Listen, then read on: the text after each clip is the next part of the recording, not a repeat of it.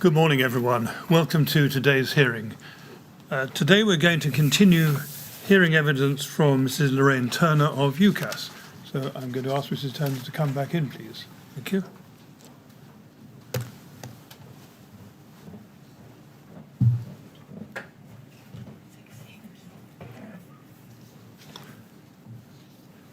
Good morning, Mrs. Turner. Thank you. Good morning.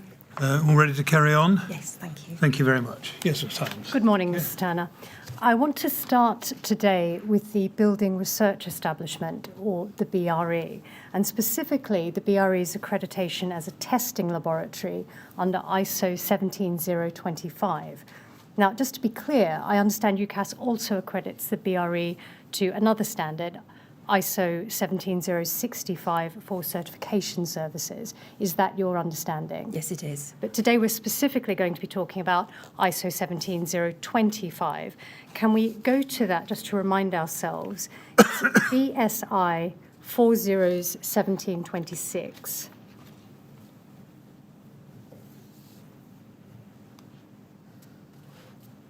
And we can see that this standard covers the general requirements for the competence of testing and calibration laboratories. This is the version as published in 2005, but amended in 2006. And we saw on Thursday that this covered both management and technical requirements. And it might help to go to page 7 just to remind ourselves of the contents. We can see there's management requirements at section 4, including, for example, having a management system, document control, and internal audits. But we can also see that there's technical requirements down at section 5, and that includes, for example, competent personnel, accommodation, and environment. Now, when UCAS assesses a body, I'm right, aren't I, that it will look at this standard to see if it meets those requirements? Yes. But am I also right that when UCAS assesses a body for testing services, it will also look at that test standard as well? For instance, if UCAS were assessing a body to perform British Standard 476 testing, it will look at the relevant part of that testing standard to see if the body meets it. Is that right? Yes, that's correct. Where those standards are effectively test methods, procedures for tests. Yes. Yes, exactly. Can we go to UCAS's accreditation process policy, which is ACC 1000? The code is UCAS 2011247. This is the more recent version of the ACC 1000 policy, which we were discussing on Thursday. You had said that this details the steps involved in the accreditation process and the requirements that UCAS has to meet. That's right, isn't it? Yes. Now, can we go to page 39, please? And we can see at the top that this is the assessment coverage requirements. And in the dark blue row, we see that this one relates to ISO 17025. And the columns in the pale blue row are initial surveillance and reassessment. And we can see the rows are, on the left, locations visited, business and technical management system, activities, and if we just go over the page for a moment, it also includes staff. So this sets out what UCAS should assess at different points in the 4-year accreditation cycle, doesn't it? Yes. Now, if we just go back to page 39, please. It sets out at the bottom activities, at the bottom row, please. And in the surveillance column, it says representative sample of accredited activities at each surveillance, such that all areas of competence are covered between initial assessment or reassessment and the next reassessment.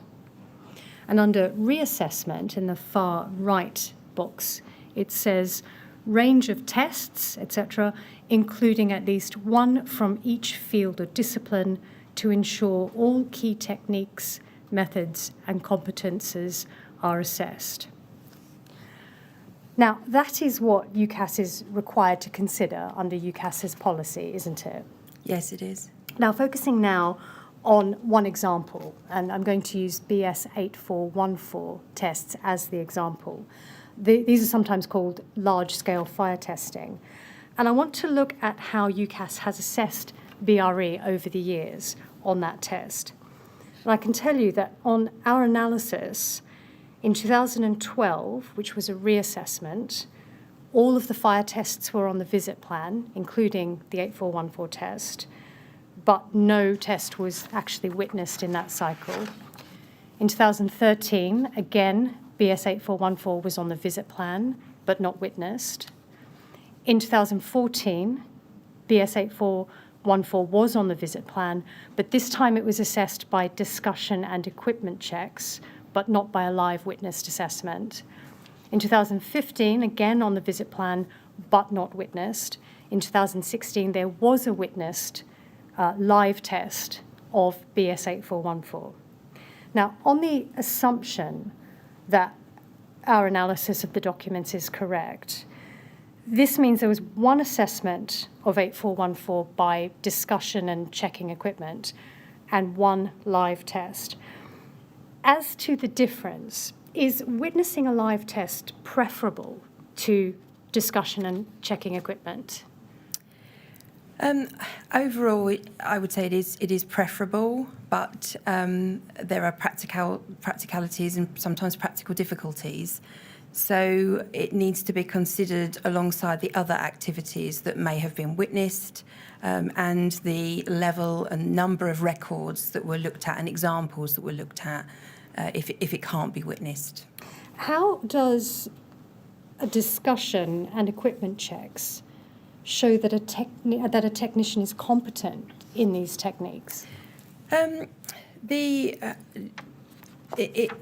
records will show that whether the procedures have been followed, whether the right information has been collected. The report of the tests will also contain some of that information. And I think that we would expect the assessor to have had the discussion with the individuals involved with that testing so that they can gain an appreciation of their understanding of the test and their competence. Does this, in your estimation, as far as you can comment, does that appear to you, that history, to meet the requirements of ACC 1000? In terms of the cycle from 2012 to 2016, because a reassessment is both the end of one cycle and the start of another. So you mentioned that it wasn't witnessed in 2012. We'd also have to consider what happened in the preceding years to 2012. But in the cycle 2012 to 2016, it was looked at in 2014 and witnessed in 2016. And is it your evidence that is, as far as you can comment, that is sufficient? And you say that it depends what happened in the previous years. Well, I can actually tell you that in the cycle 2008 to 2011, on our analysis, there was only one witnessed assessment, and that was in 2008. Now, I should make very clear that the records for this period are not necessarily complete. They are certainly much less detailed than the records from 2012. But if it's right that the last witness assessment was in 2008 and then another in 2016, that would mean that the BRE's performance of BS 8414 wasn't witnessed live, at least, for 7 years. That's nearly one at the beginning of the cycle and one at the end of the second cycle, and then only once by discussion in the interim. You certainly feel free to correct my maths on that, but is that level of scrutiny, does that sound sufficient for UCAS?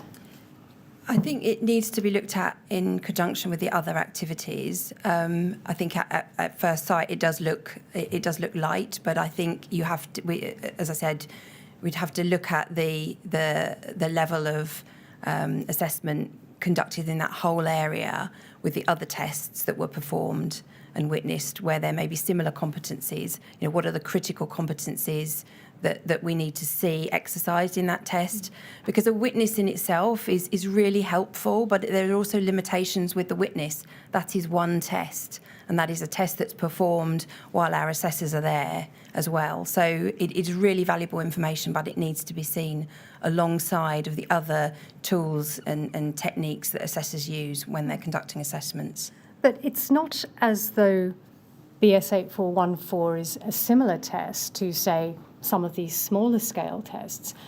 One can easily see an equivalence between certain tests if they use the same or very similar apparatus. But 8414 uses a very specific rig. Is it not incumbent on UCAS to be making sure that that test is seen more often than once every 7 years? I think it is a difficult test to witness, a difficult test. It takes time to set up. The key competencies, and I'm not going to, I'm not an expert in this area, but temperature measurement, the setup of the thermocouples, the measurements that are made are competencies that we can see in other activities. So I think we would expect it to be witnessed at least once in the cycle, and then we would look at then the amount of time that is also spent looking at the records, talking to the personnel concerned, and so forth. So much depends on the records, is that right?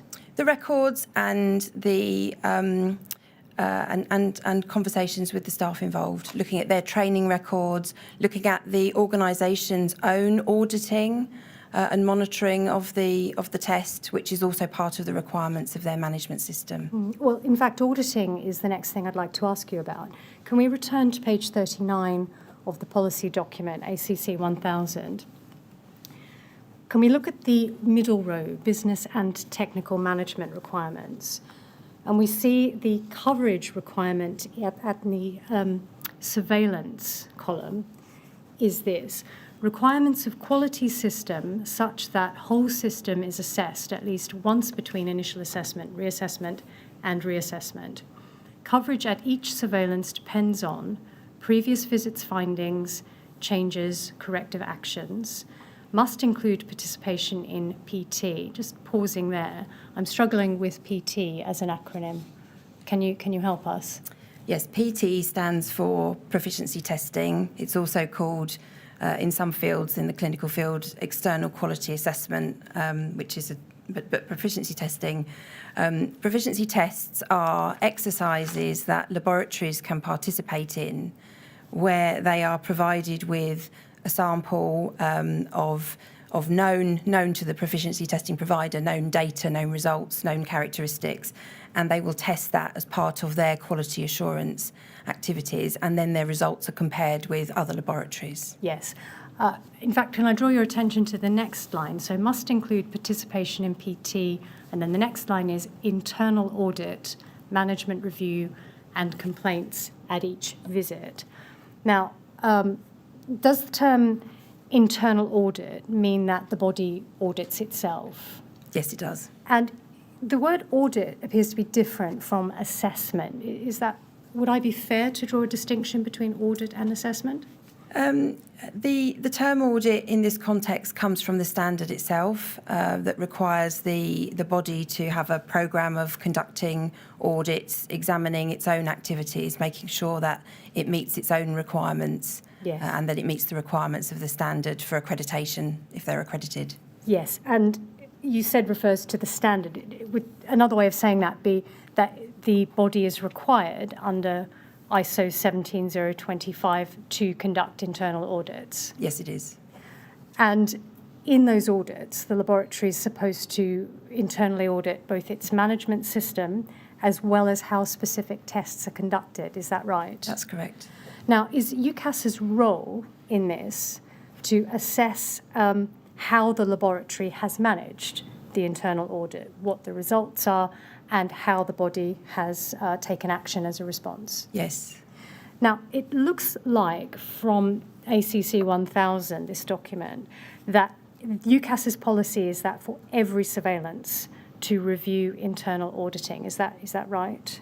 That's correct. And does that indicate that it's a particularly important part of how the body is conforming to ISO 17025. Yes, it is.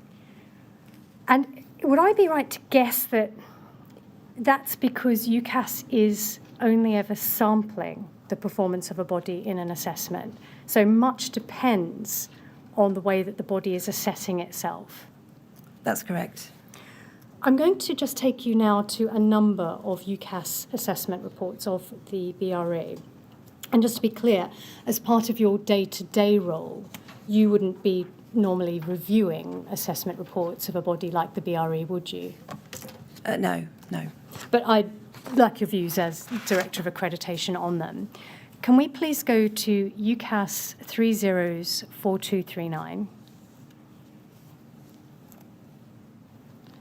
This is the 2012 reassessment report. We can see that at the top, that it's a reassessment, and we can see the dates, 2012. Can we please go to page 3 at the executive summary? The third paragraph down, starting with "there was," and it says this: "There was, however, some serious concern about some aspects of management control and management system implementation. The procedures for the operating the UCAS accredited test centres are not apparent in the management system and not mentioned in the quality manual. There are no comprehensive management system audits covering all elements of ISO 17025 over the last year. In most centres, there have been no witness test audits over the last year. Most of the few witness test audits carried out are planned without the quality manager's knowledge and are not reported to him. A management review has not been carried out since the last UCAS surveillance. No corrective actions have been addressed over the last year. These concerns need to be urgently addressed for the laboratory to be compliant with ISO 17025. Now, at the bottom of page 3, we also have a summary of Michael Richardson's report. And just pausing there, you can take it from me that Mr. Richardson assessed some of the fire tests for the BRE in this assessment and in others. Now, just over the page, still in Michael Richardson's report, he says at the very top, second paragraph, "Only one internal audit in the fire field has been made. This internal audit did not fully cover the management system and was not a technical audit." And just to finish the picture, can we go to page 6, please? At the bottom, we have a recommendation. Accreditation to be renewed only if objective evidence is supplied to UCAS to demonstrate that the mandatory improvements requiring closeout have been suitably discharged. An additional UCAS extra visit satisfactorily demonstrates management control and that the management system is being implemented. A date for this extra visit was agreed as 12th of September 2012. Now, on Thursday, you gave evidence that I think extra visits were a reasonably small proportion of UCAS's assessment work. Can we take from the fact that an extra visit was effectively booked in on this assessment that UCAS had identified that something was really quite wrong here? That certainly appears to be the case, yes. And there, in fact, was an extra visit in that September, and I understand that the improvement actions were closed out at that point. That's what the records indicate, yes. Yes. Can we go now to the 2013 surveillance?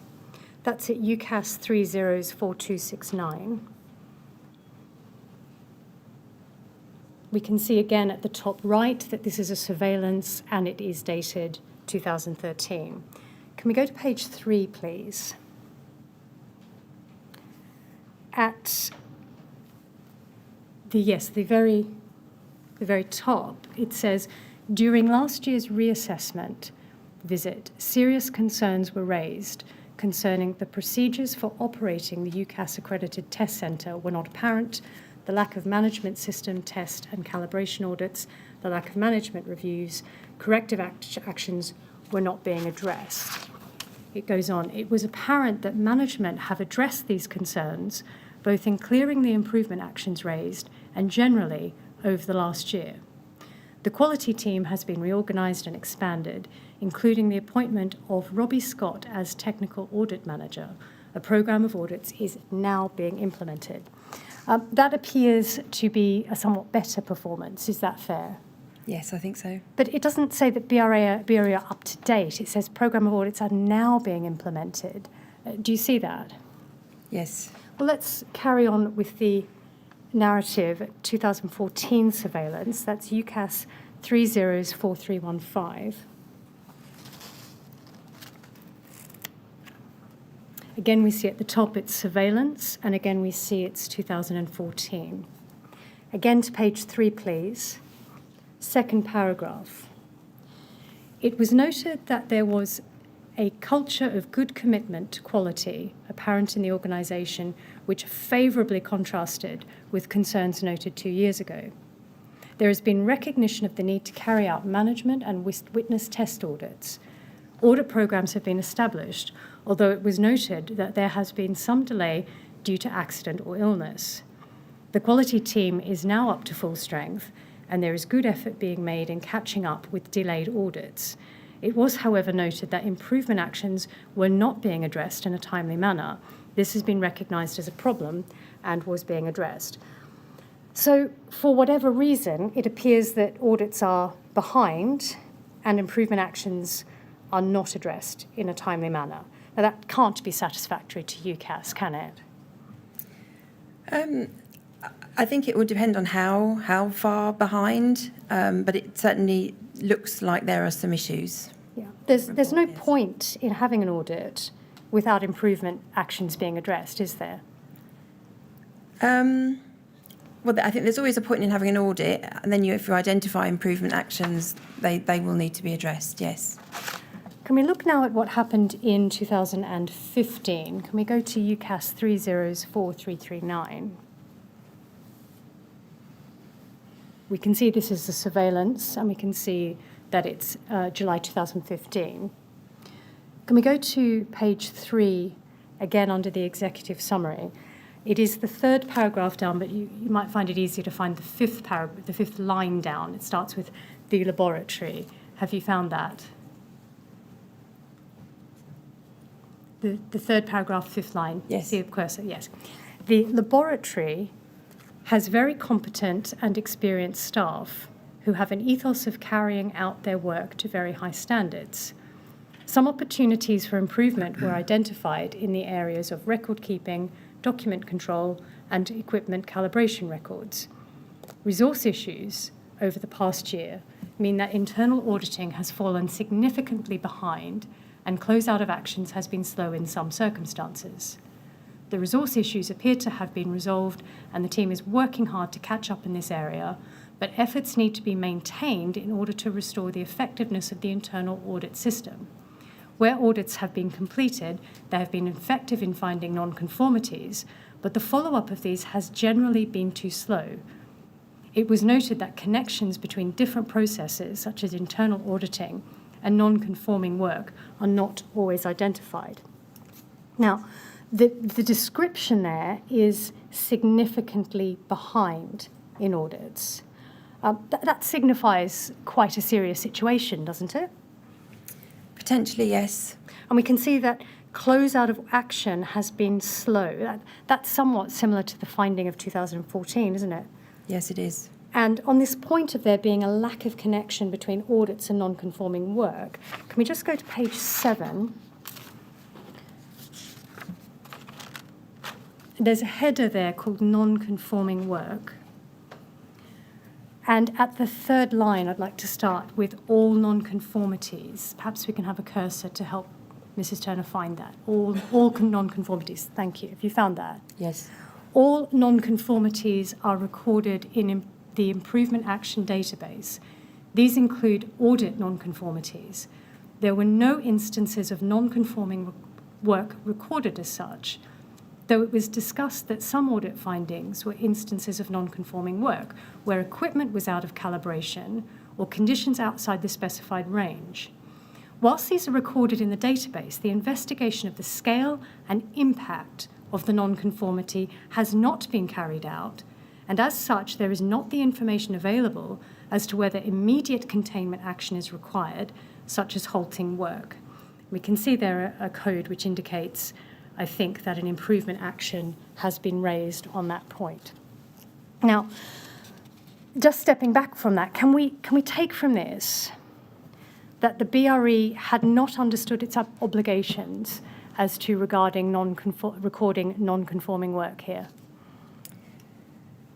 It appears that appears to be the case, yes. And the reason that matters, I think I've understood, is that non-conforming work records are important for UCAS to have visibility of what is happening throughout the body. Is that right? Do you agree with that? Yes, I do. Now, one of the observations here was that the equipment was out of calibration, or the conditions were out of the specified range. Now, that could affect the veracity of a test, couldn't it? It could, yes. And the assessors noted that there was such a lack of information that he couldn't say if work actually needed to be halted. Now, raising the possibility that work might need to be halted indicates that there's a serious problem, doesn't it? I don't think it indicates that there is a serious problem. I think it could indicate that there could be a serious problem. Well, without investigation, the BRE can't know how widespread that non-conformity is, can it? No. And if BRE doesn't know and record it, then UCAS can't know either, can you? No, and that's the reason why it was recorded as a finding. Yeah. At this point, UCAS couldn't have had confidence in the BRE's work, could it? I don't think that's a statement that can be sort of said in isolation because of the other aspects that were covered at this assessment. And you can see from this assessment report the level of detail that was covered across the whole scope of the organisation, and the number of findings that have been, the nature of those findings.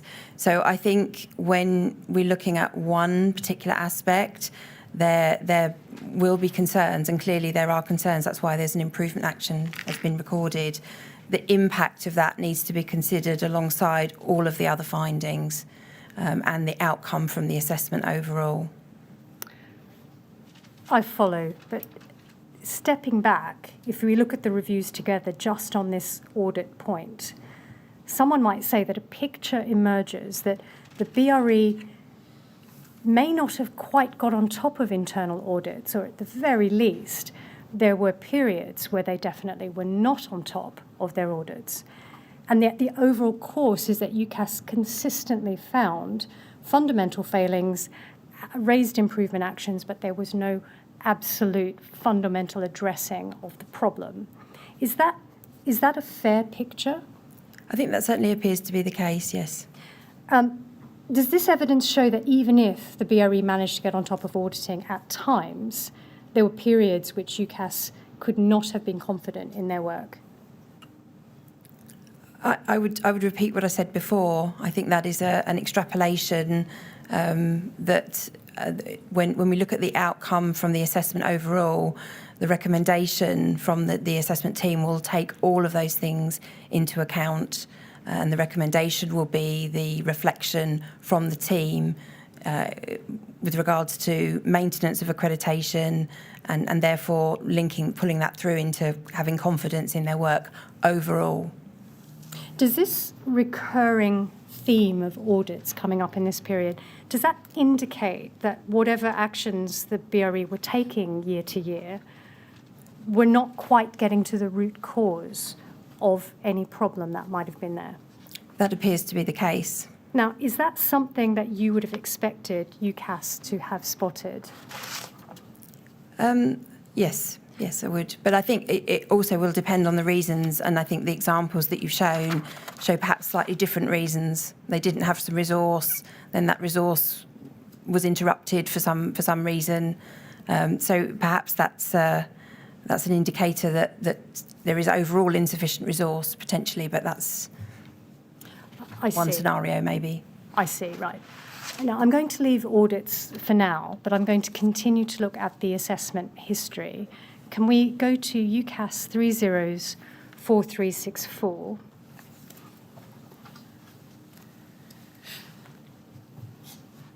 this is the assessment report for the reassessment in 2016. Can we go to page 19, please? Now, at the bottom, we see a report from Daniel Patterson, or Dan Patterson as he is there, on technical competence. Do you know, can you explain what role Mr. Patterson had? I understand Dan Patterson looks at fire testing. Yes, and is he an employee or a contractor? He's a contractor. And would I be right to say he has expertise in relation to fire performance? I understand that's the case, yes. I can tell you that he did look in this reassessment specifically at fire testing, and indeed on a number of other visits as well. Can we please go to page 21, which is still within Mr. Patterson's report? And under the header Suitability and Review of Laboratory Procedures, 5.4, he says this: both fire resistance and reaction to fire testing do not have officially issued test proceedings or standard operating procedures for any of the testing carried out. Both labs rely on the test standards for the test procedure. However, the test standards do not indicate how the test specimen is set up within the laboratories or how the equipment is used. During the visit, examination of test and project files and discussions with test staff indicate that there exist some test procedures that have been created by individual staff for their own use. Formal, general, and specific test procedures should be created for all testing that relate to operating the test equipment and test setup. This will ensure all test staff are carrying out testing in the same way to prescribed procedures. The test or standard operating procedures can also be used as training tools and reminders for existing staff.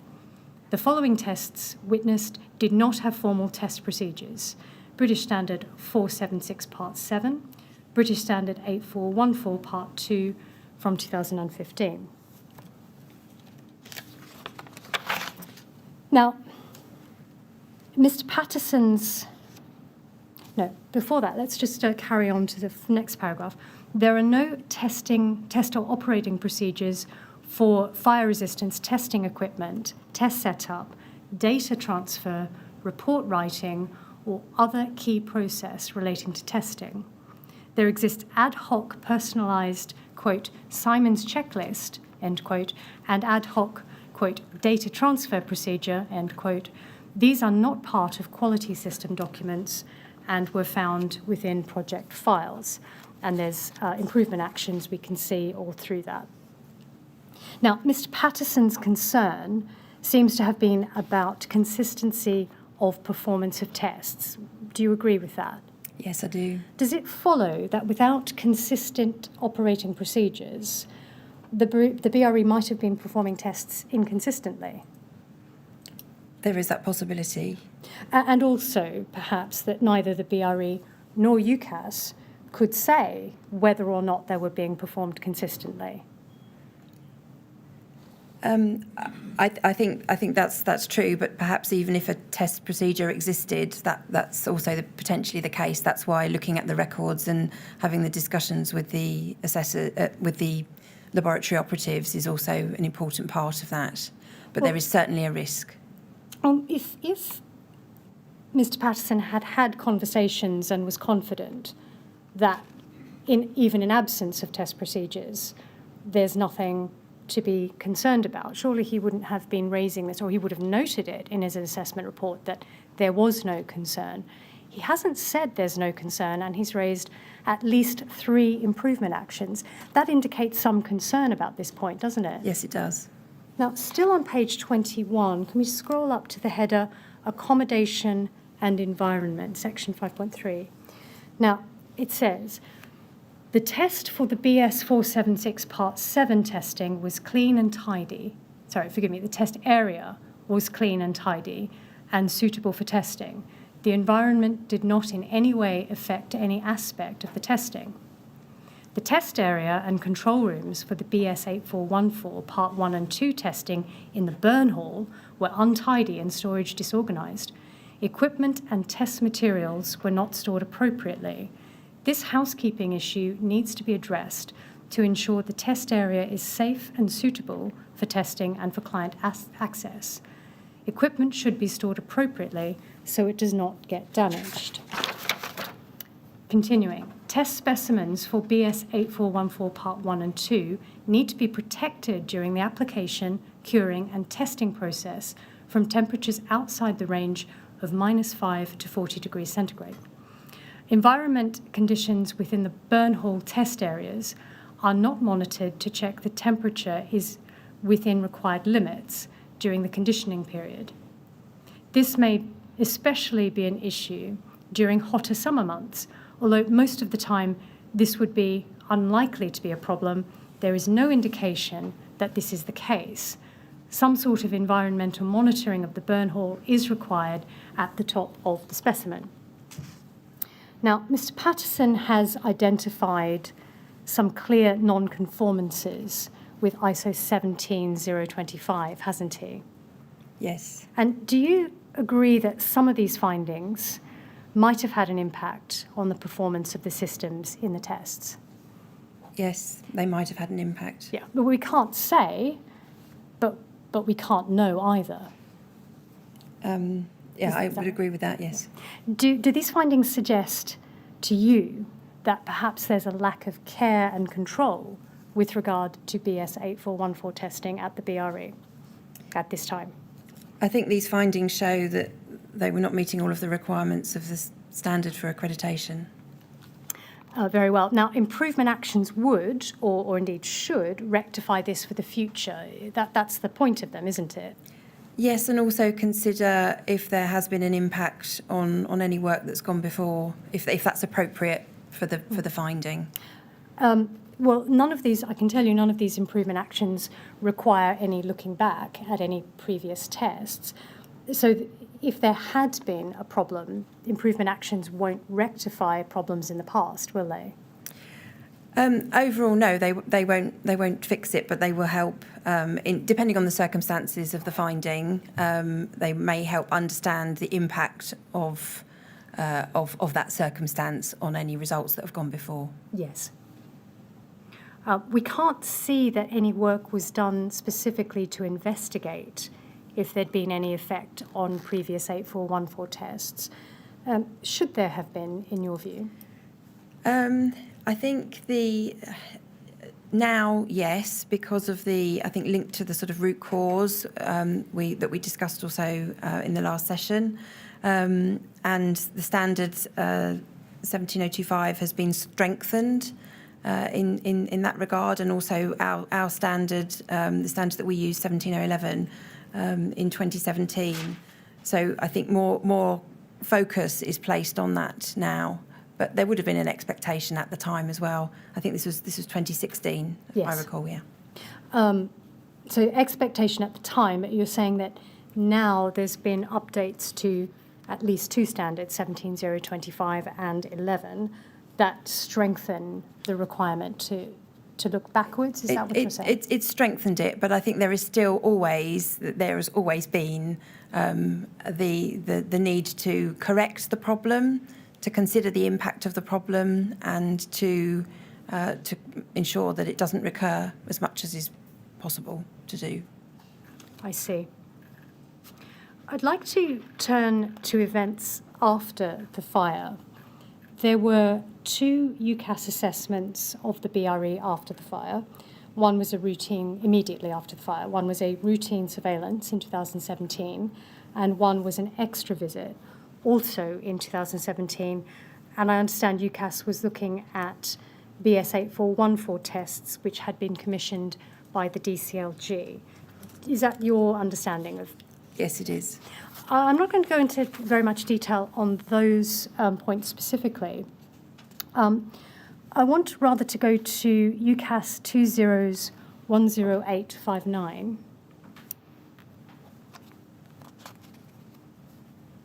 And this is an email chain internally at UCAS. And at the bottom of the page, we see an email from Sam Giles, dated the 14th of September, timed 1714. Have you found that? Yes. Now, Sam Giles, was he the section head of construction and physics? Is that right? Yes, that's correct. That's an operational role. Is that right? Yes. And he's in charge of assessments in that area, is that fair?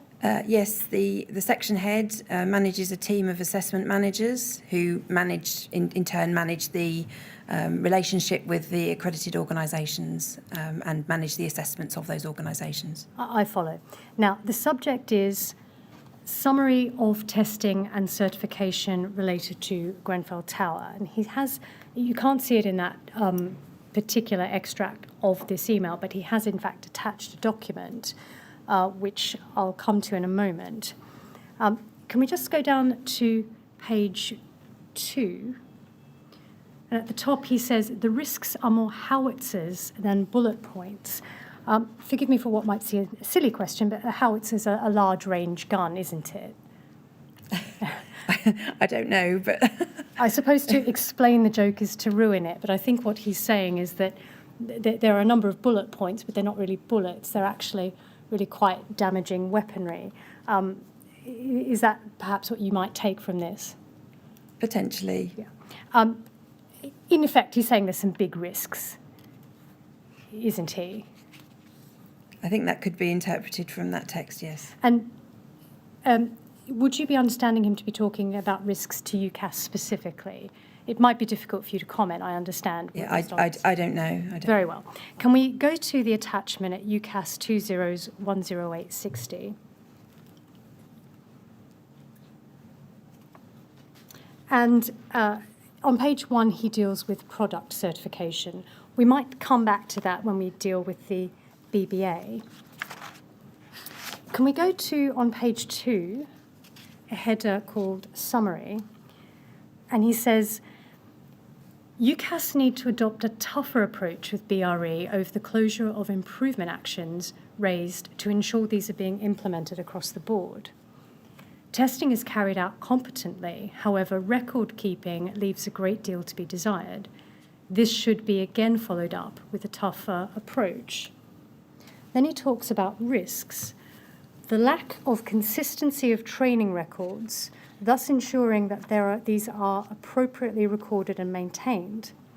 Competencies are not being maintained appropriately, or that staff may not be competent and not being adequately supervised. And just down to page 3,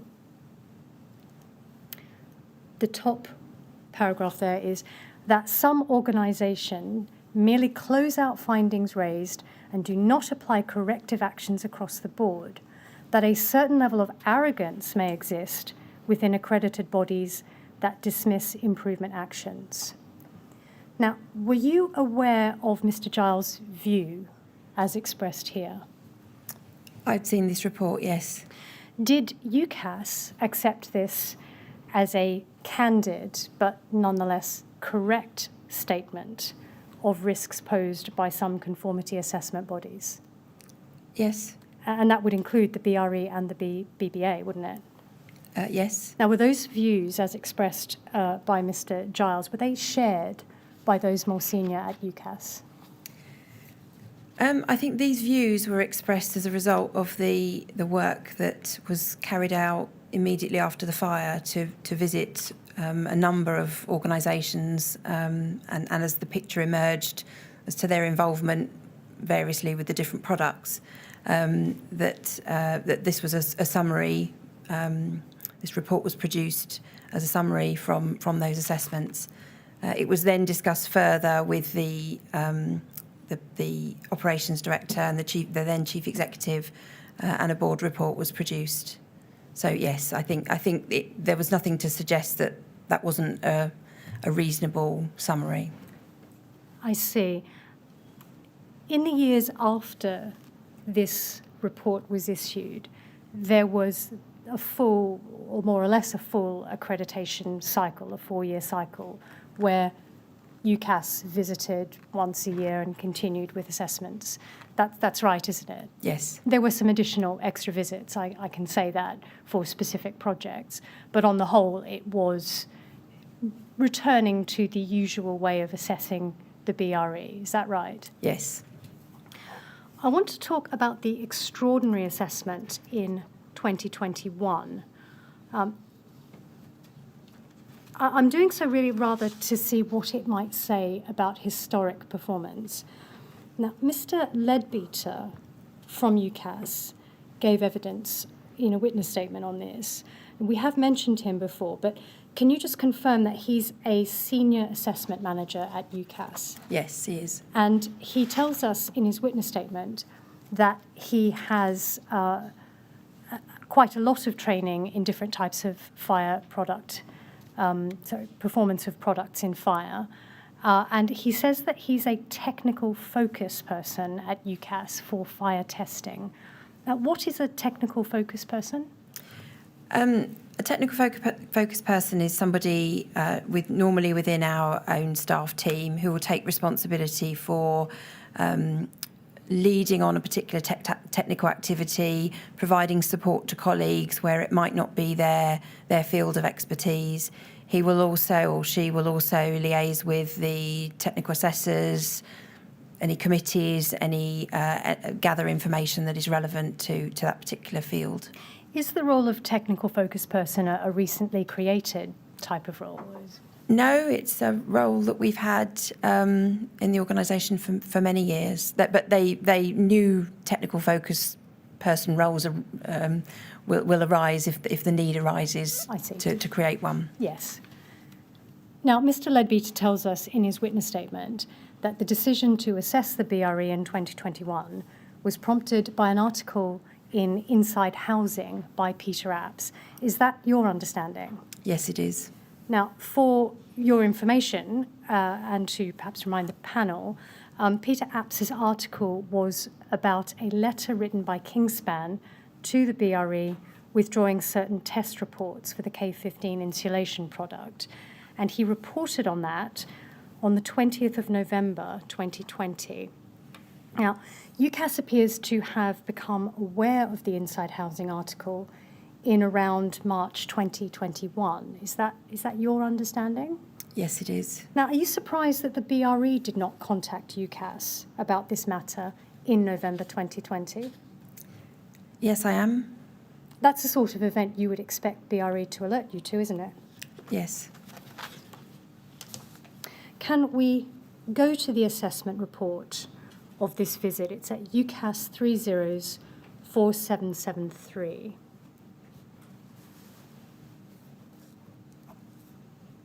And we can see at the top that it is a surveillance reassessment. It's dated the 6th of May 2021. And we can see at the front, towards the left down the bottom of that screen, that it was issued by John Leadbeater, forgive me. Can we go to page 2? And we can see at the top that it's a report for the extraordinary assessment of BRE Global Limited. Now, that's not called an extra visit, which is how perhaps the UCAS policy documents might put it. Does that indicate this is a different type of assessment, or perhaps that Mr. Leadbeater has not quite recorded correctly that it was merely an extra visit? I understand that this was an extra visit, what we would call an extra visit. Right. Can we go to page 2? We're still on page 2. Can we go to the bottom of the page?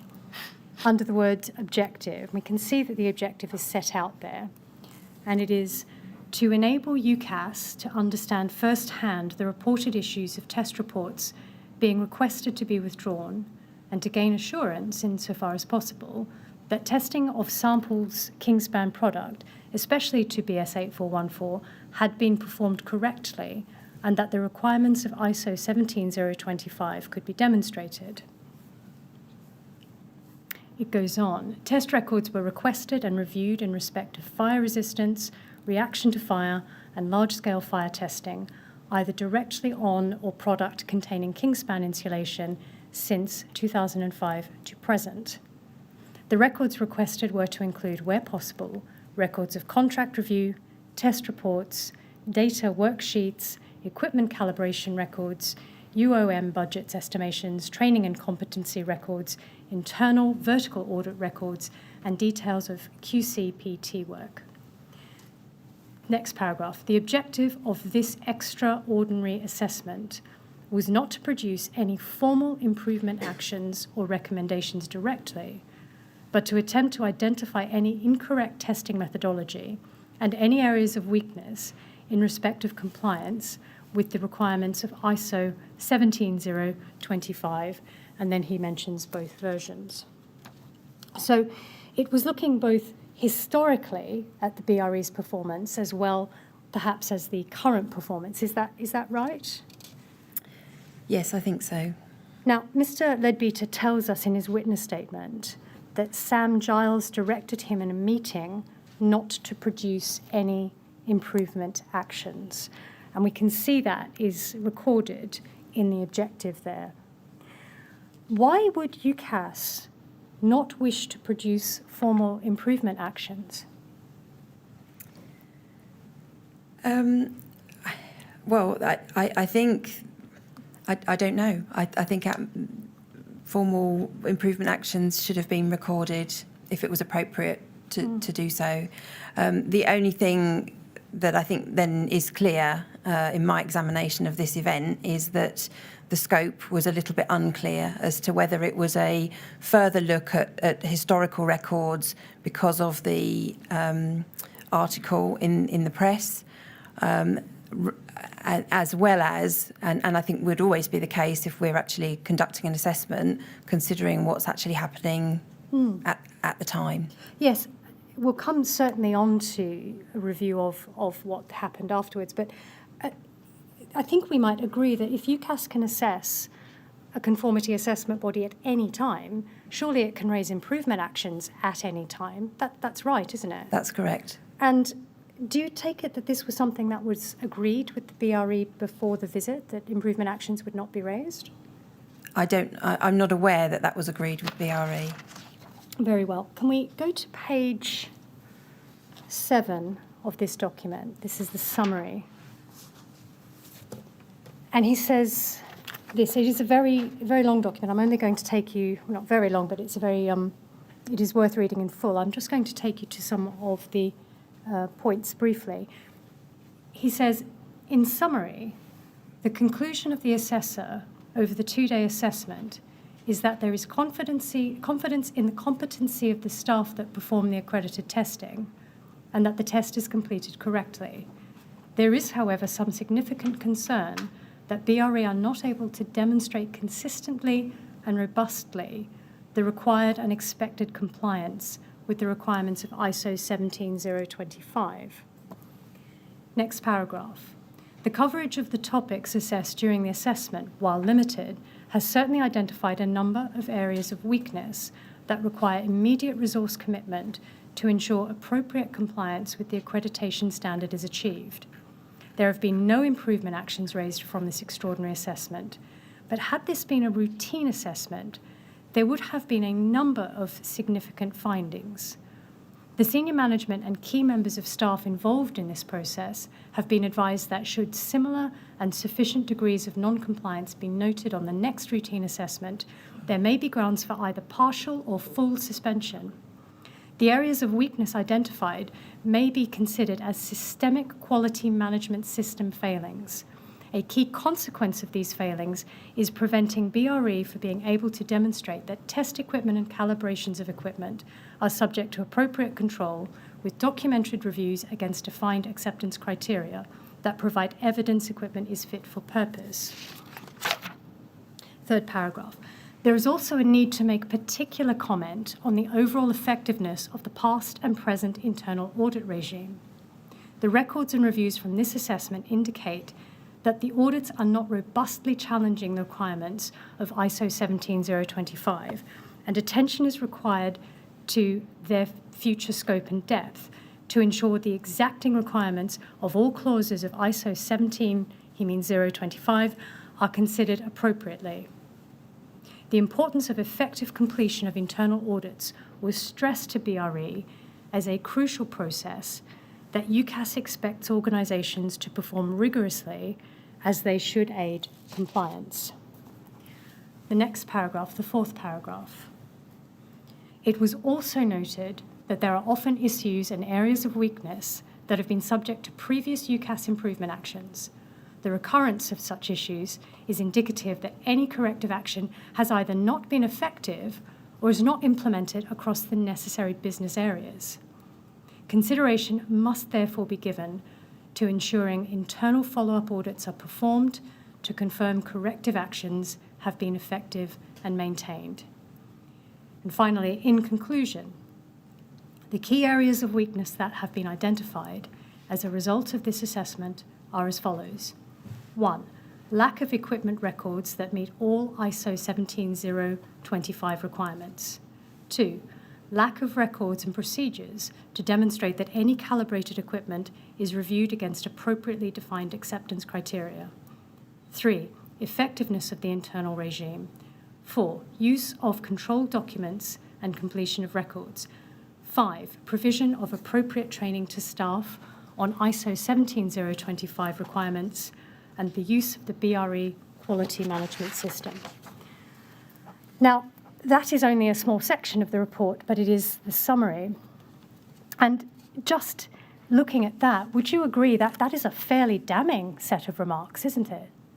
Yes, it is. Now, given that the assessor was looking at historic records going back to 2005, does that not reduce UCAS's confidence in the work that had been done by BRE historically? Yes, it does. I think it also has to be looked in conjunction with findings that were raised at the time as well, because some of these areas are sort of repeating things which had already been reported in 2017, for example. Yes. Now, the report points out that these areas of weakness have been subject to UCAS improvement actions in the past, and indeed we might have seen some examples of that already this morning. The conclusion was any corrective action has either not been effective or not implemented across the necessary business areas. Now, is that saying that the lessons from the past have not been learned by the BRE? I think that appears to be the case. Now, if improvement actions are not properly addressed and not applied across the business, isn't that also something of a criticism of UCAS for not having ensured that BRE's actions were sufficient to address failings? Potentially, yes. Now, with hindsight, should UCAS have required further action from the BRE because they were not sufficient to address the root cause? Do you mean from this assessment or from previous assessments? Well, with hindsight, looking back now, should previous assessments have identified that the root cause of any failings was not being addressed by BRE? If there was a consistent root cause, yes. Should UCAS have requested better evidence from the BRE that it had properly addressed improvement actions? Possibly. And should UCAS have requested better evidence that the BRE had identified the systemic root cause of improvement actions? I think I'd say the same, possibly, depending on the findings, the particular findings. Let's look at what happened. Sorry, can you just help me with this? The impression you get from this passage we've been looking at is that there had been quite a long period of time over which BRE had not, for whatever reason, been managed or operated in accordance with the required standards. First of all, is that a fair understanding of this? Yes, it is. And is that something which UCAS ought to have discovered by whatever means? I think there is evidence that we had identified the failings in each of the reports, the improvement actions that were raised. I think where it is difficult to see how many of those issues were recurring for the same reasons. A management system in an organisation is quite a dynamic thing. Audits are done on an ongoing basis. So are the reasons for programmes slipping the same, or are they one-off events? So I think it certainly appears that in some cases the recurrence is due to the same issue. So that's why I say it's potentially, because I think it's a bit of a mixed picture, but I think that's a reasonable thing to consider, that some of the findings were recurring for the same reason. I mean, I'm sure it's important to identify, if you can, the reasons for a failure of a business to comply with standards in certain respects. But there's a bigger picture, isn't there, if the business is consistently failing to comply for whatever reason? And is that not something that should have alerted UCAS to a problem? Yes, I think that's correct. But I'd also say we have to look at the reports in their entirety. We focused on some very specific things, which are important issues, but the report has to be looked at as a whole. These are long reports which contain a lot of evidence of compliance as well as evidence of non-compliance. All right, thank you very much. Yes, Lorraine. Thank you, sir. I want to look now at what happened after this visit in May 2021. I understand that this report was issued to the BRE and they responded. Can we go to the BRE's letter of response, which is UCAS 304774? And it's dated the 2nd of June. And the first paragraph, the BRE notes that there are areas for improvement. In the second paragraph, the BRE says, however, BRE wishes to record its concerns that the May 21 report does not accurately acknowledge and reflect UCAS's previous interactions with BRE in relation to its testing processes, and makes certain findings which appear to BRE to be inconsistent with other positive feedback that UCAS has given to BRE in recent months. In particular, in the July 2020 UCAS reports for both certification and testing, UCAS remarked that it is evident from the samples that audits are robust and of sufficient depth to identify systematic failings and in short are effective. The May 21 report now raises concerns about this very area. Second, the May 21 report appears not to acknowledge major changes BRE has made of its own volition to BRE internal oversight. BRE has identified that there were opportunities for improvement with the way its previous compliance and the quality assurance team operated, and changed this substantially last year in terms of both the structure and the people operating it. In its February 2021 visit report, UCAS commented on how well this change had been managed and on the success with which the new approach appeared to be operating. However, the May 21 report highlights the internal audit regime as a specific area for improvement. Now, just pausing there, surely it is open to Mr. Leadbeater on a detailed and targeted assessment to report on weaknesses he perceives, notwithstanding any views expressed by a previous assessor. Yes, it is. It stands to reason, if previous assessments are only sampling, if something different is sampled, Mr. Leadbeater is entirely entitled to make criticism if he finds criticism should be made. Is that right? That's correct. Now, just continuing with this letter, just referring you back to, yes, there's the final paragraph on this page. Thank you. BRE is also concerned that the assessment objective, as stated in the May 21 report, was not to produce any formal improvement actions or recommendations. However, the May 21 report in effect concludes that unless 5 areas for improvement identified are not rectified by the next routine assessment, which is currently scheduled for the 5th of July, less than 5 weeks away, there may be grounds for either partial or full suspension. This approach has not afforded BRE with the usual opportunity to be appraised of major and minor non-conformities identified, and to be afforded a timeline for rectification.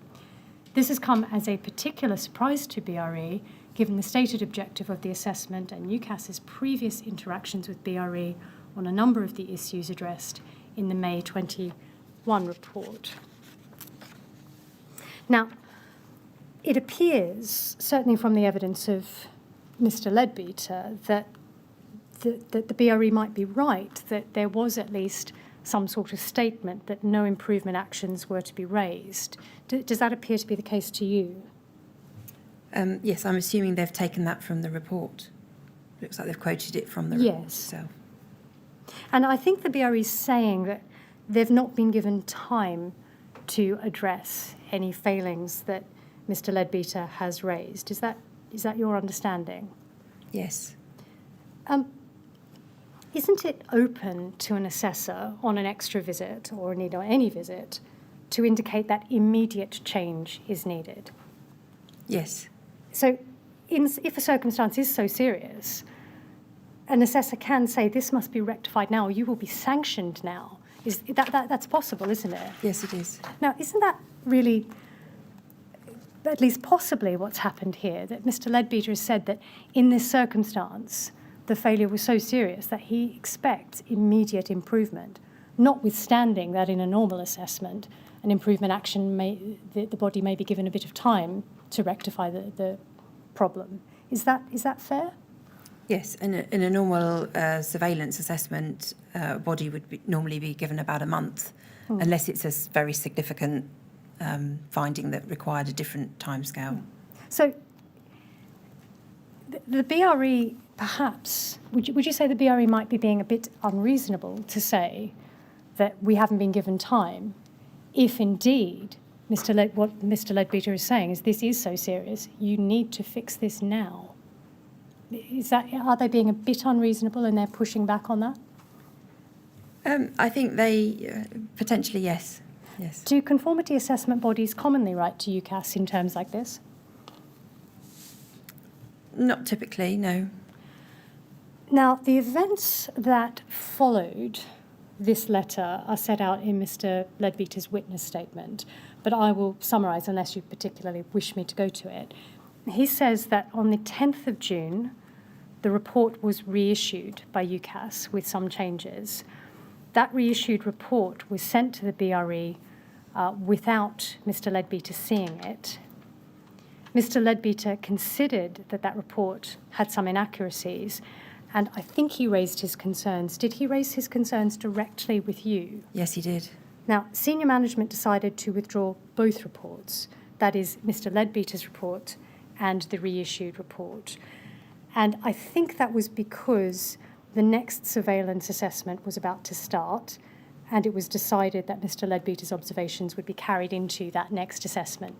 Is that a correct statement of the chronology, at least? Yes, it is. Now, now that I've set out that chronology, we'll go back and take a look at some of those steps. Can we have a look at the reissued report briefly? It's UCAS 2011435.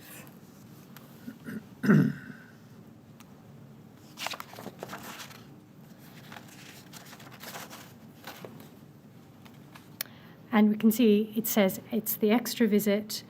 And if we go down to the bottom, towards the middle of the page on the left, we see the report was issued, version 2, by Andy Ward.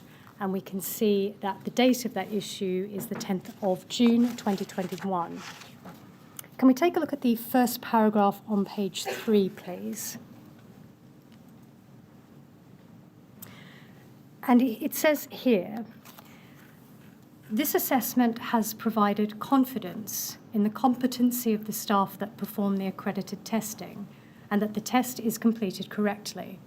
All BRE representatives involved in this assessment were cooperative, open and honest, and responded to requests for documents and information as expediently as possible.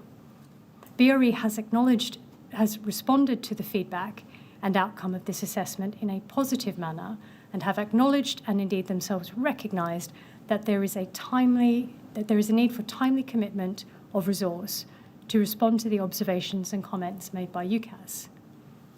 And it carries on. Now, I can tell you that paragraph did actually appear in Mr. Leadbeater's report, but it was at the very end. And it appears that this report has been restructured so that the most positive thing that could be said about BRE is at the very beginning. Do you accept that? Yes. Can I go to one example of Mr. Leadbeater's comments? It's on this page, it's at the bottom of the page. And the yellow is the original text of this reissued report. And it says, the assessment covered an historic period and as such has no bearing on the current accreditation of processes in place at BRE. Thus, no recommendation of statement with regards to accreditation is to be made at this juncture. Areas identified as being historically wanting shall be subject to assessment during the surveillance assessment in order to confirm the compliance of the activities with the current requirements of ISO 17025 and UCAS accreditation. And Mr. Leadbeater's comment is in blue, JL comment. This is fundamentally incorrect. The whole of day 2 of my assessment was based on examination of current BRE accreditation processes. Neither did I make any comment about the specific assessment of, quote, areas identified as being historically wanted as being assessed at the next SU assessment.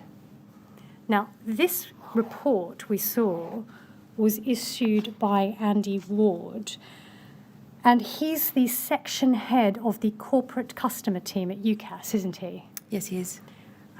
But the responsible department for assessing the BRE was the construction and physics department, Sam Giles's department, wasn't it? No, that's not correct. The customer relationship for BRE is managed in the corporate customer team. So the assessment manager that looks after BRE resides in the corporate customer team. Right. Is that why on this occasion the head of the corporate customer team reissued the assessment report? I assume so, yes. And it sounds like that was done without consultation of the lead assessor and technical focus person. That's correct. Right? Would that be usual practice within UCAS? No, it wouldn't. It's not usual practice. Just looking again at the very bottom of page 3, the original text highlighted in yellow, the assessment covered an historic period and as such has no bearing on the current accreditation processes in place at the BRE, and thus no recommendation of statement with regards to accreditation is to be made at this juncture. Is it fair to say, excuse me, that is effectively what the BRE wanted UCAS to say? I don't know whether that's what BRE wanted UCAS to say. Well, do you accept that this reissued version, at least as far as we can see here, materially tones down the criticism of BRE? I think the substance of the original report has been pulled into this report, but it has been changed. Was this report reissued to appease the BRE? I don't know. So is that a convenient moment for a break? Well, I'd quite like, before we leave, are we coming back to this after? We are coming back to this after the break, yes. Well, then I'll be a bit more patient. Many thanks, sir. All right. Thank you very much. Yes, well, we're going to have a break now, Mrs. Turner. We'll resume, please, at 11:30. And as I said to you last week, please don't talk to anyone about your evidence or anything to do with it while you're out of the room. All right? Okay, understood. Thank you. Thank you very much.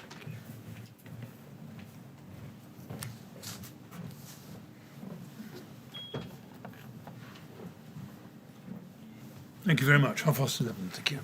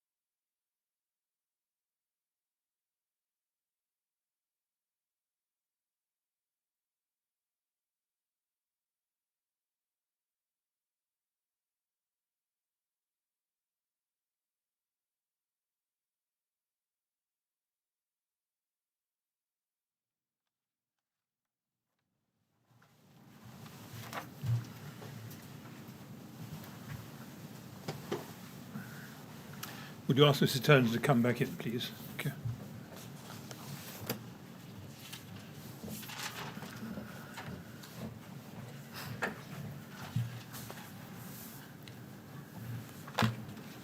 Right, Mrs. Turner, ready to carry on? Yes, thank you. Thank you very much. Yes, Ms. Hines. Thank you. Mrs. Turner, I want to return to the reissue of this report, and just by way of reminder, it's at UCAS 2011435. When did you first find out that this report had been reissued? When John Leadbeater contacted me after it had been reissued. I can't remember the date, actually. Yes, but sometime in June. Yes, then. yes. Did you read the reissued report at that time? Yes, I did. And did you read it as against Mr. Leadbeater's report? Yes, I did. And what did you think of the reissued report? I think my main thought was the content was not dissimilar, but things had been reordered, and I think the impression it gave was different from the original report. In what way different? In that I think there had been some confusion over the coverage of the extra assessment in terms of looking at historical records and also looking at current practice. And I had some questions around that, and I don't think that the second report clarified that. Sorry, in what way did the second report not clarify? Well, I think it confused. It certainly my reading of it was confused as to whether it covered the historic period as well as the current practice. Yes, but the section that we've just seen from this report, bottom of page 3, says it has no bearing on the current accreditation processes in place at BRE. And from Mr. Leadbeater's comment, he said, that is exactly not what I was doing. I was looking at both, as surely he was entitled to do. The second report's entirely changed what the assessment was looking at, doesn't it? I don't think the second report changed what the assessment was looking at. I think it sought to clarify, was my impression, but my opinion was that it hadn't clarified. It hadn't clarified that it was not bearing on current accreditation, or that it was bearing on current accreditation and that it was right to have done so, to have considered current accreditation. My opinion was that it was right to have considered current practice. And this report says exactly the opposite, that it wasn't bearing on Yes. current accreditation. I see. Who decided that this, as far as you know, that this report would be reissued? As far as I know, that was the person who issued it, Mr. Andy Ward. Yes. Yeah. And from your evidence, I've understood that because the first you heard of it was after the reissue, you were not personally involved in any discussion. No, I wasn't. Do you know why it had been decided by Mr. Ward to reissue this? I understand that following the receipt of the letter from BRE, a meeting was held with, I believe, Andy Ward, Sam Giles, and representatives from BRE, and this report was produced after that meeting. And in that meeting, do you understand the BRE to have made representations as to, I suppose, their understanding of what the report should cover? I'm assuming so. And could we take from that they'd understood that the report was to have no bearing on the current accreditation processes in place at BRE? Would that be a fair assessment? I think that appears to be the case, yes. Do you happen to know who was present at that meeting? I think we do have a document. We might be able to go to it. Yes, I'd go to the document. It will take me a little while to call that Okay. document up, so I might pause on that and we'll circle back to it.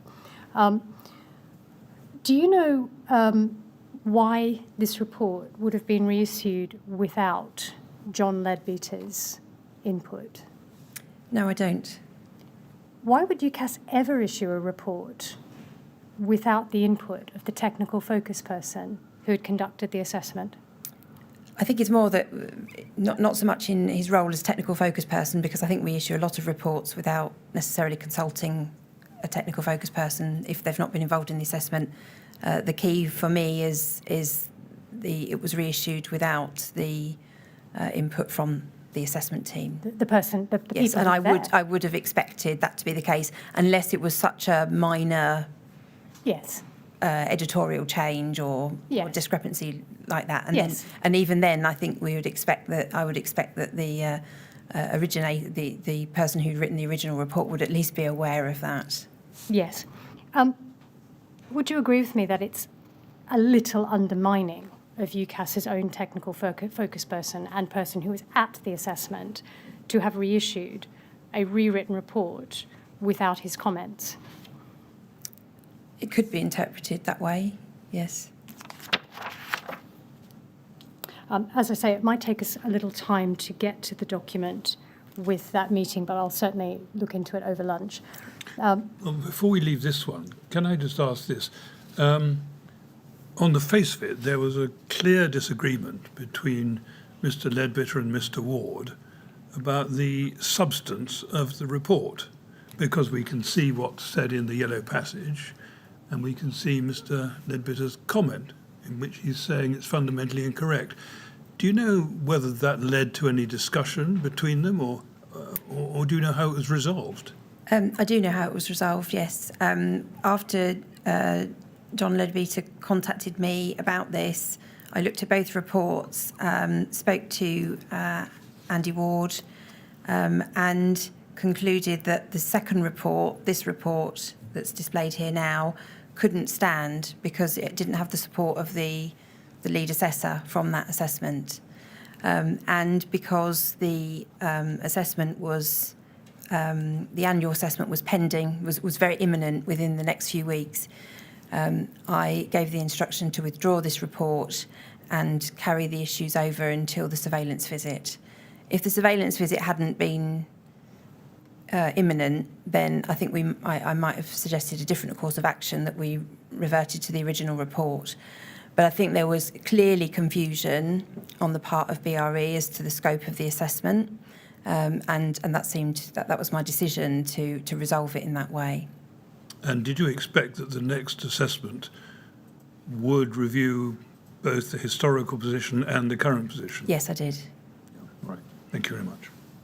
Thank you. Mrs. Turner, the decision was to withdraw both the additional report, the Mr. Ward report, as well as Mr. Leadbitter's report, wasn't it? Well, I think effectively Mr. Leadbitter's report had been withdrawn when it was reissued with the version that is here. If, as you say, that the June 2021 report couldn't stand, why could not the May 2021 report by Mr. Leadbitter not have stood? Why did that have to be withdrawn as well? I think because it had already been withdrawn. It had already been withdrawn with the reissuing of this report. So, as I say, I think there were two options that I considered. One was to revisit reissuing the original report, recognising, though, that it was my opinion that there was some confusion because clearly there were non-conformities that were described in the body of the report that weren't reflected as improvement actions. And I could understand why that appeared confusing to BRE. We couldn't reproduce those at this time because the assessment had been completed.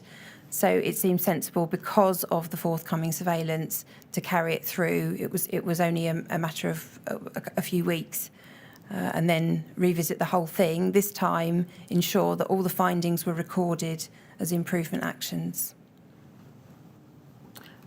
Right. I think we have actually got certainly a letter to the BRE on the 24th of June about that meeting, which I think might be about that meeting. Can we go to it at UCAS 304778? And we can see it's from Mr. Ward. And it says, further to our meeting on the 24th of June, UCAS have considered the reports issued for the extra assessment conducted under UCAS project number, and there's a number, covering testing of Kingspan K15. As we discussed and agreed in the meeting, UCAS are formally withdrawing both versions of the report that have been issued to date. The reasons for withdrawal lie in an initial lack of clarity of the scope of the assessment, and then these subsequent changes, which in retrospect have materially altered the technical interpretation of the assessment. These issues appear evident from the discussion both within our respective organisations and... Both within and between. Sorry, forgive me, so I'm going a little word blind.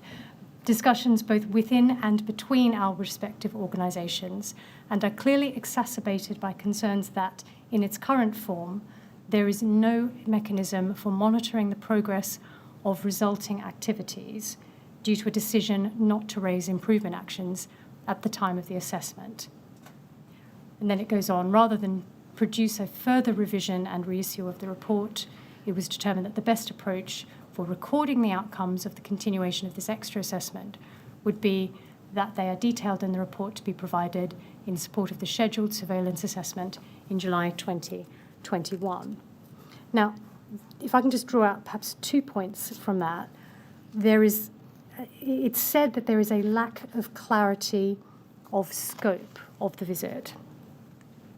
Isn't it up to UCAS to decide what an extra visit can look at? And UCAS can look at anything on a visit, can't it? Yes, we can. Yeah. So in a way, a lack of clarity for scope is really a non-point, isn't it? I think that I would take that as reflecting what was in the reports, and I think particularly in relation to it being an assessment, that there was an instruction not to raise any findings, and I think that is where the scope is confused. Would be my opinion. It certainly was. It was my understanding of your evidence was that you weren't sure if the BRE were aware of any instruction to not raise an improvement action in this report. Does this indicate that BRE was aware that there was no improvement action to be raised? I think they were made aware certainly in the first report. I understand from my memory that the first report issued by John Leadbeater contained that statement that findings were not recorded. I may be mistaken, but that's my memory. It certainly is in that report. So that is what I'm referring to. As far as BRE had read that report had been issued to them. Yeah. And just on the improvement actions, it says here there's no mechanism for monitoring progress. But I think it was your evidence that if an improvement is needed, or is it your evidence that if an improvement is needed, UCAS can just issue an improvement action report and require improvement at any time, isn't it? Yes, we can. But I think this is complicated by the process of normally an improvement action is recorded with the knowledge of the organisation, because an improvement action is written as a statement of fact that we would seek acknowledgement that not that is a non-conformity, but that the statement of fact is correct. And because they had not been recorded at that first assessment in that way, it would have made that difficult. Now, as I say, I think the remedy for this would have been different had their surveillance visit not been imminent. I think in that case, we would have sought to record the findings as improvement actions and issue them to BRE. Yes. And effectively, that's what happened, as I understand it, at the assessment that took place shortly after this letter was issued. Yes, but had that not been imminent, it was entirely possible for UCAS to have done it. It is not a case that UCAS would be fettered, would be not allowed to raise an improvement action at any time, is it? No, that's correct. And was it your decision to effectively stand these potential improvement actions over to the next surveillance? Yes, it was. And I think you've given us the why on that. It was largely a matter of timing, was it?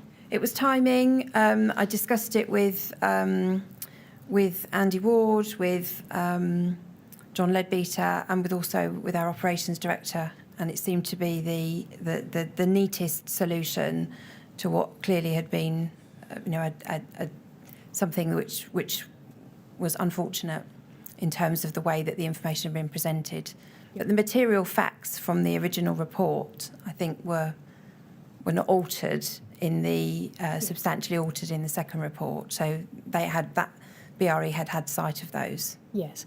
And if I were to say that the people in receipt of this letter may well have included Tanya Alexander and Andrew Herbert of the BRE, would that accord with your understanding insofar as you know? We'd have to check the, I would assume that this was sent via email and copied to relevant people at BRE. Yes. Certainly,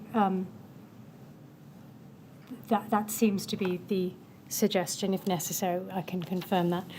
Can we turn now, unless the panel has further questions on that, can we turn now to the surveillance at 2021? The next routine surveillance was, as we've already identified, very shortly after, in a few days in July and August of last year. And as your evidence is, and as Mr. Leadbeater tells us, the issues from the May and June reports were indeed raised again. And Mr. Leadbeater raised 30 improvement actions just in his area from that surveillance. Can we go to his witness statement at page 21? That's UCAS 2011426, page 21.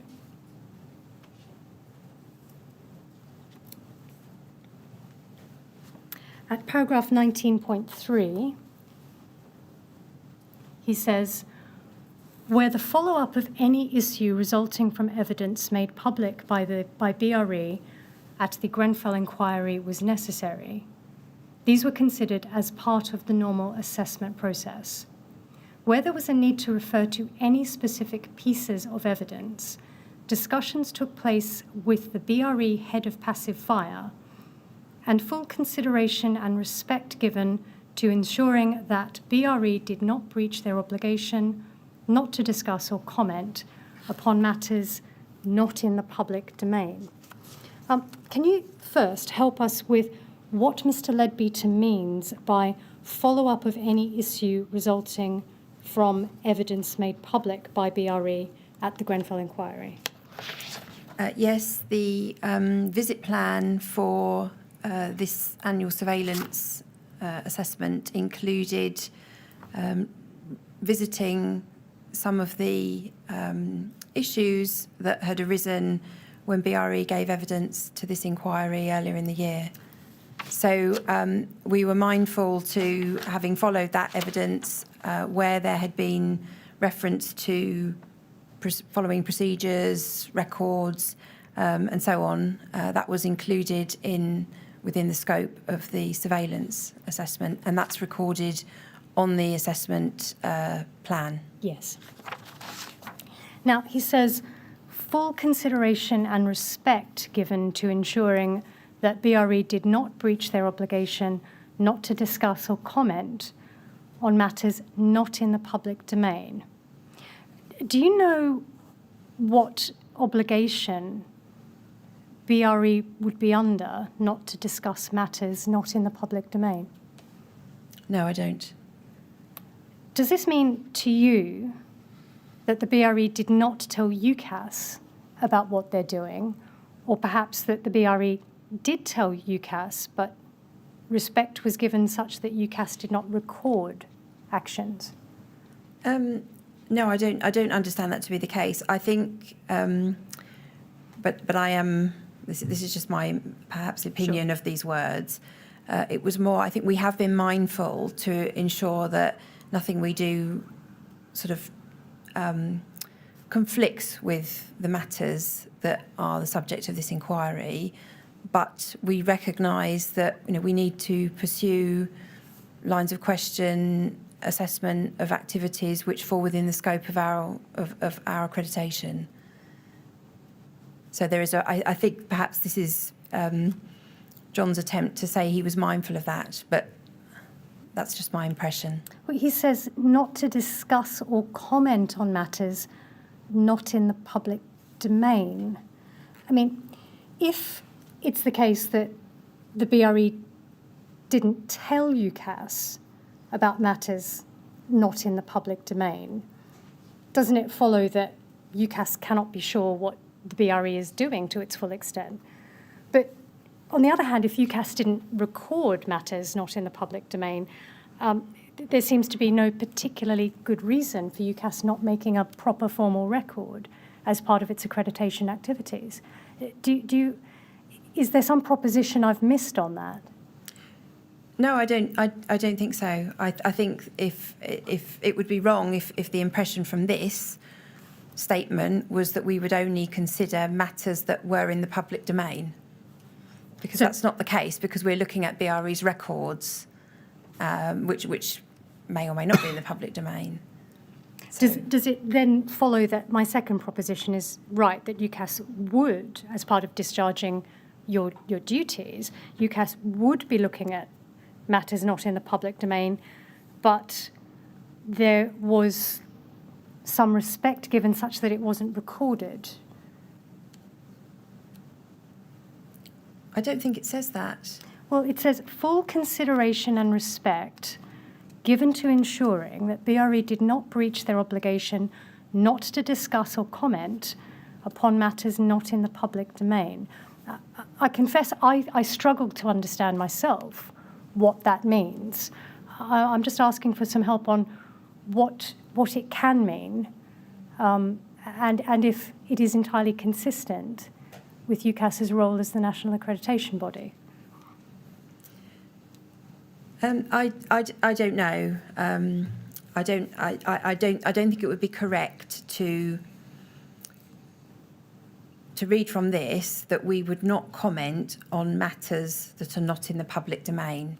I think there is evidence in the report from the assessment to the contrary that we will comment on matters. I think the point, and certainly we have had the discussion internally, that we need to be mindful of the scope of the inquiry.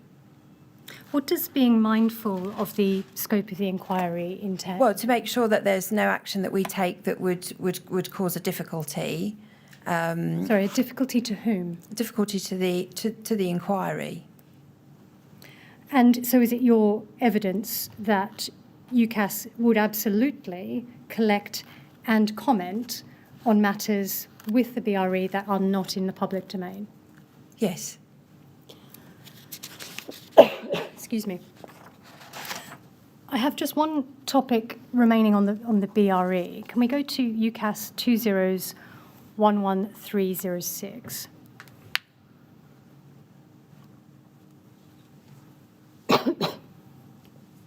These are dated the 2nd of September. It's a set of minutes for an account meeting between the BRE and UCAS. And you're not there. I presume it is not your role to be at an account management meeting. But I would like your view on just one very short point. Are you aware that BRE and UCAS have an account management meeting from time to time? Yes, I am. And they've had those for some time, I understand. I understand that's the case, yes. Does UCAS have regular account meetings with other conformity assessment bodies? We do, particularly the larger organisations that have, and by large I mean in terms of the scope of accreditation, yes. Multiple standards, lots of yes. conformity assessment yes. activities. And as we saw on Thursday, the BRE has a very extensive schedule of accreditations. There's a lot of things that are accredited. Yes. Yeah. Can we go to the bottom of page 2, please? At the very bottom, it's under item 6, it says assessments, extra assessments. And there's a number there which ends in 06220202. And the item is Grenfell, BRE certification, assessment has been placed on hold. Now, I believe that pertains not to the BRE as a testing body, but to the BRE as a certification body under ISO 17065. So it's a little out with exactly what we've been talking about. Does that appear to you to be the case? Yes, it does. Yeah. Can we now just go to UCAS 20-11309.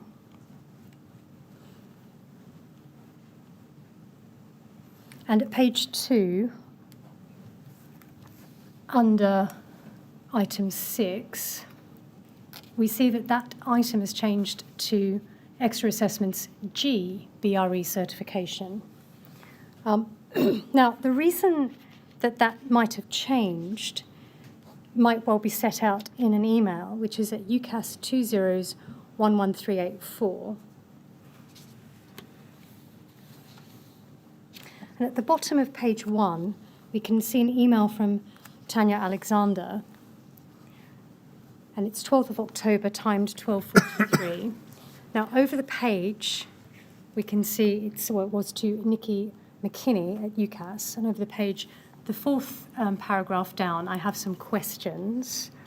Point 1, in black, Ms. Alexander says, agenda point 6.1, I do not recall this being on an agenda in recent times. Can the reference to Grenfell please be removed? And it appears that Ms. McKinney has responded in blue, this has been on the agenda for many months. As it is a live project on our system, I'm unable to remove it currently, but I have replaced Grenfell with G as a compromise. Can you help us with why UCAS would remove the word Grenfell from a long-standing agenda item? I don't know. Very well. Can we go to UCAS 20-11331?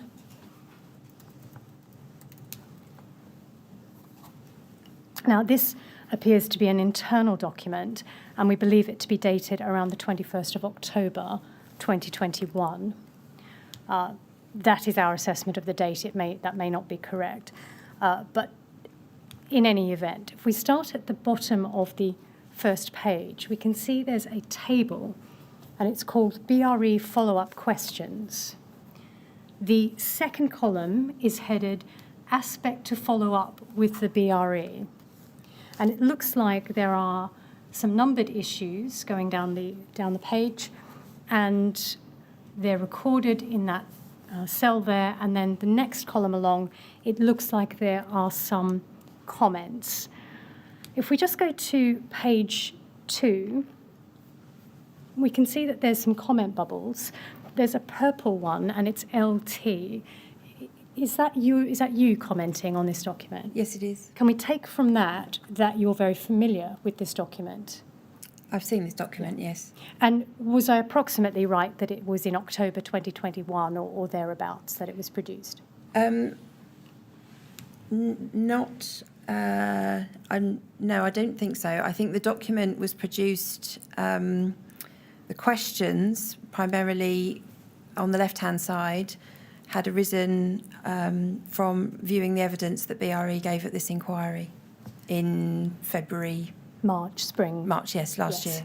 Yes. And so this is perhaps a living document upon which people comment and keep up to date with. Would that yes, be as I understand it, the objective was, well, obviously evidence had been heard at this inquiry that we may or may not have been aware of in conjunction with other evidence, so not just from BRE, so where there were lines of inquiry that we wanted to follow up. That's helpful, thank you. Can we go to the first page of this document? And at the top, there's a summary. Can you help us with who is, to the best of your knowledge, who is writing in black here? I'm not sure. And there's also some text in a bluey, purpley colour, or say blue. Do you know who that might be? No, it's possibly John Leadbeater, but I'm not sure. Yes, well, we probably do have the records of that, so... Yes, if it becomes important, we may seek those. We'll just say the writer in blue and not speculate.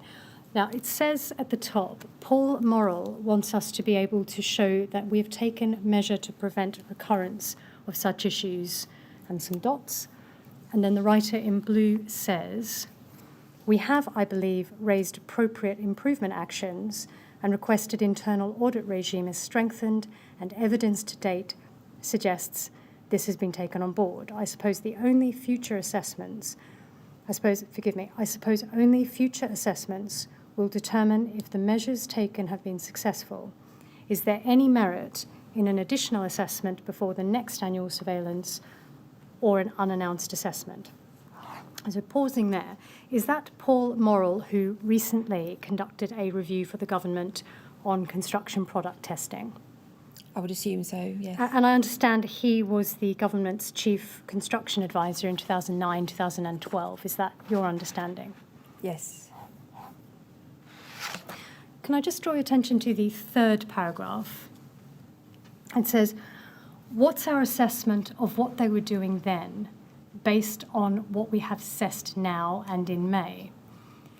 The writer in blue says, in my opinion, based on my extraordinary assessment and the 2021 surveillance assessment, there is evidence that there would have been a lack of compliance with the requirements of ISO 170-25 at the time of the BS 8414 tests, subject to the GF, I presume, Grenfell Tower Inquiry. While they appear to have performed the tests correctly, the preparation of the reports, sample handling, build details, test equipment records, etc., would have been lacking. Now, do we take from the response in blue in that first paragraph that UCAS was continuing to assess the BRE by its usual process, raising improvement actions and monitoring and assessing if they were successful? Yes. But the person in writing blue says he doesn't consider that there were robust procedures in the past and that there would have been a lack of compliance at the time of the BS 841 tests that the panel has considered in this inquiry. Now, that someone might say that that's evidence of change going forward, but that there's not a great deal of scrutiny as to change in the past and what must be done about that. Would you accept that? I think there's different things. So if there's evidence of issues in the past, all we can do now is ensure that they're fixed and don't recur. But is previous non-compliance not relevant? No, previous non-compliance is relevant. To understand whether they were meeting the requirements at the time is very relevant. There's a clear finding from at least Mr. Leadbeater, and it appears the person writing in blue, that the BRE were not meeting the requirements in the past. Is it enough to say, well, they are now, and accreditation carries on as usual? In terms of imposing a sanction based on previous non-conformity, if the problem has been fixed, that's generally not a practice that we would take in terms of some form of punitive measure, because if accreditation is removed, it will be reinstated when compliance is reinstated. So if they're complying now, a sanction wouldn't necessarily be appropriate. Well, I certainly appreciate the point of not issuing punitive measures and removing accreditation for a body that is currently performing. But is there not some sort of issue by not noting or somehow publicly recording that in the past UCAS didn't have or might not have had full confidence of the BRE on the basis of material uncovered now? What do you mean by recording? Sorry. Well, is there not some way of recording? I think it was your evidence on Thursday to say you might, if there were an issue of public safety, that might be something that UCAS might publish on a website or somehow record so that people could understand that. Is that not something that would be appropriate in these circumstances? I think what is more appropriate is that the body themselves takes action to ensure that where those results have been issued, if they're called into doubt, that the relevant parties that would have received those results are aware of that. I see. So it is, but that is something. Sorry, forgive me. Carry on. That has to be the primary action. That is something that the body takes action on. Yes. And is that something that UCAS ensures the body takes action on? Yes, where it's recorded, yes. I'm moving now to talk about the BBA. I just want to check with members of the panel. There's nothing further on that. Well, can I just ask one thing? We've been a bit coy about identifying the writer in blue, but I notice in the second paragraph, he or she concludes by saying, otherwise, I would not have raised the 30 plus IAs. Do you know who raised 30 plus IAs? That's why I believe it's John Leadbeater's Yes. I statement, so because he raised 30. And I think the comments are consistent with the information he gathered during the assessment. Well, but we can confirm that. That's what I'd inferred as well, but if we know who the writer was, it's more useful than if we don't. But, Yes, so thank you. certainly. Yes. Thank you very much, sir. As I said, I'm going to turn now to UCAS's accreditation of the British Board of Agreement, or I'll say the BBA, as we have been. And it's right, isn't it, that UCAS accredited the BBA under a number of different standards. So the BBA was accredited to do testing work under ISO 17025 and also inspection work under ISO 17020 and 21. Is that your understanding? Yes, it is. But I'm going to focus, as I say, on the BBA's accreditation for product certification, that is to the ISO 1765 standard. Can we just go to that at BBA 40s 1920?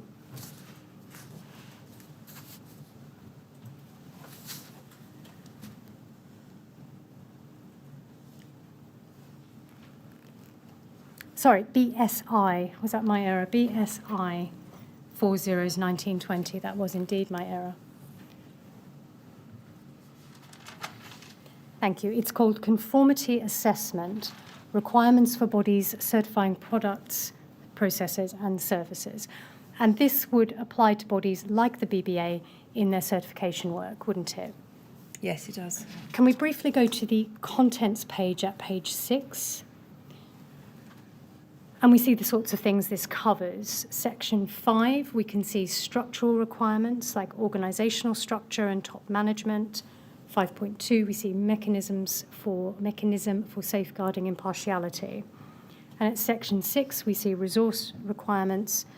And to an extent, these contents rather follow the ISO 17025 standard, doesn't it? Yes. Yeah. But at section 7, we see process requirements. And we see, for example, 7.2, application, 7.4, evaluation, 7.5, review, 7.6, certification decision. So these are process requirements relevant to product certification activities or product services processes certification, aren't they? Yes, they are. And again, these are all the areas that UCAS will consider when assessing the BBA for product certification, aren't they? Yes. Yeah. Now, this version, as we can see from the front, was published in 2012. Now, we might see references from time to time to standards called EN 45011 and ISO Guide 65.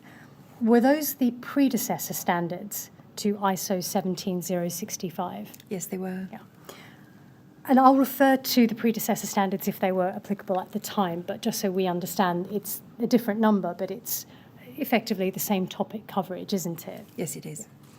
Can we go to an example of the BBA's accreditation schedule at UCAS 301450? And this is issue number 20, and it's dated the 27th of July 2015. We can see on the left it has UCAS product certification logo, and we see reference to the 17065 standard.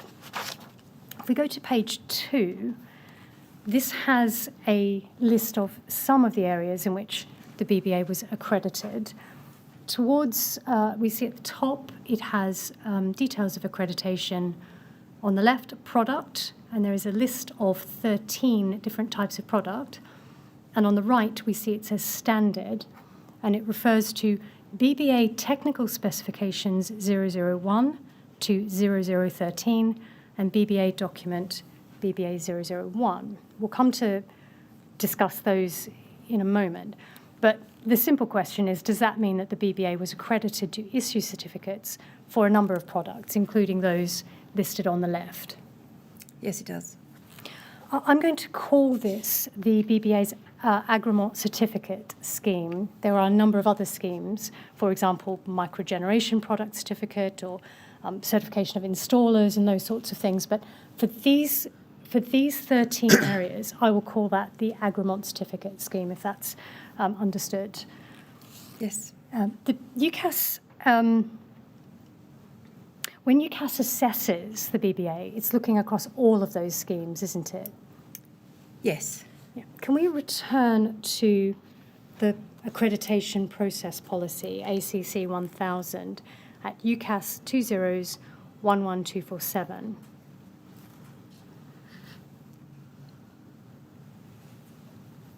And can we go to page 35, please? And again, we see a table which looks very familiar, and it's the assessment coverage requirements. But in this case, we can see in the top row, which is dark blue, that it's for ISO 17065. And again, in the light blue row, we can see that it's for the different points. Can I draw your attention to activities, the third row along? At initial assessment, we see in that first field, we see technical review of all schemes, sufficient witnessed assessments to provide confidence in CB's, the conformity body's competence to certify the conformance of the entire scope of products, may include testing, inspection of product processes or factory process control. Then in the next field, under surveillance, we see that the coverage has to be technical review of all schemes at least once between initial assessment or reassessment and the next reassessment, more frequent for safety critical schemes. And in the reassessment column, it says technical review of all schemes, has the conformity body confirmed that certification schemes remain fit for purpose, and then just to the final part of that, sufficient witnessed assessments to provide confidence in the CB's ongoing competence to certify. Now, we saw just now that the schedule of accreditation for the agreement certificate scheme had the 13 technical specifications.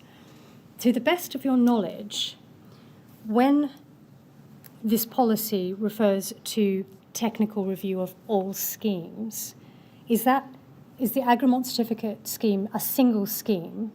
You don't look at all 13 as separate schemes. Would that be right? In accordance with the definition of 17065, they would be considered to be individual schemes, but we would look at agreement as a whole because of the process being similar. I see. So this is a situation where an assessment of, say, the floor product agreement scheme process, if that's robust, that can be attributed to the cladding product process. If the process is the same, then we will look at the process covering maybe multiple products. But this also needs to be looked in conjunction with their other accredited activities on their product certification scope, because they've also got product standards and they're an approved body for the construction products regulations. And there is overlap in some of the elements and the competencies for evaluating products. Yes. Across the agreement scheme as well as the other areas. Yes. Would I be right to say that under the agreement certificate scheme, the assessor will take samples of certificates, projects done on certificates, and assess that work done on them? Is that Yes, that's correct. Kind of a simple way of putting it? And that sample might be taken from any of the 13 technical specifications. Is that right? Yes. Does that mean that in that sample there may not be assessed a cladding product if one is just looking narrowly at the agreement certification scheme? From the sample, there is that potential, Yes, but they are, as I said before, in terms of the definition of a scheme, each of the products are effectively a scheme. So it's likely that the assessment plan will take that into account. We won't look at repeating things that don't highlight any additional competence, but the competence across the different products, which is quite an important competence, needs to be examined. But that may also be satisfied by looking at their other activities. This is not just true for BBA. This would be for any other certification body where they've got multiple schemes, some product evaluation that falls under the construction products regulation. Yeah. If there isn't a scheme specifically about cladding products, does it not follow that that cladding products should be more of a focus for the Agremont scheme assessment? Potentially, yes. Just returning to the ACC matrix, this is still on UCAS 2011247, page 35. I think it's still up. Still in the activities row, just to remind you, it said under surveillance, more frequent for safety critical schemes. Before the Grenfell Tower fire, was the Agremont certification scheme a safety critical scheme? I don't know. I don't know whether that would have been classified in the mind of the assessment manager as a safety critical scheme. How does UCAS define safety critical schemes? I think that's a good question. I think there is probably a degree of potential subjectivity in that. I think it will depend on the scheme. I think what this is saying is take a risk-based approach. Would be my interpretation of that. I haven't found a definition for it, which is somewhat odd in UCAS documents, to be frank. How do UCAS employees know what a safety critical scheme is if it's not defined, or if it is, as you say, a little bit subjective, or a degree of subjectivity applies? I think they would use their professional judgment based on their own expertise and understanding of the scheme, and in discussion with the assessors, who will also have the relevant expertise for that scheme. Okay, we have a witness statement from Carrie Randall, and I'm just pausing to tell us who he is. He's an assessor at UCAS now, isn't he? He's an assessment manager, yes. Yes, a lead assessor and a technical assessor at the moment. Yes, his job role is an assessment manager. He may act as a lead assessor or a technical assessor. I see. Until May 2012, he was an employee of the BBA. Is that right? Yes, as I understand. And he worked in product certification in that role. Yes, as I understand that's the case. And he joined UCAS in 2012. And since joining UCAS, he's worked as an assessor for organisations like the BRE and Warrington Fire, hasn't he? Yes. Yeah. And that assessment work, would it be fair to say that it certainly includes and perhaps focuses on product certification? Is that right? Yes, that's correct. Now, we asked Mr. Randall how often the Agremont scheme was assessed over the years. And I think we asked since 2006. Can we go to his witness statement at page 13? That's UCAS 2011424, page 13, paragraph 17.2. And he says, I reviewed UCAS records and noted the following as examples of when the Agremont certificate scheme had been assessed during surveillance assessments. 2008. Records show the BBA scheme was assessed, but not specifically cladding. 2009. Records show the Agremont certificate the Agremont certificate scheme was included and cladding was assessed. 2010. Agremont scheme was included during a surveillance visit, but not specifically cladding. 2015. Agremont certificate scheme was included during a surveillance visit, but not specifically cladding. 2016.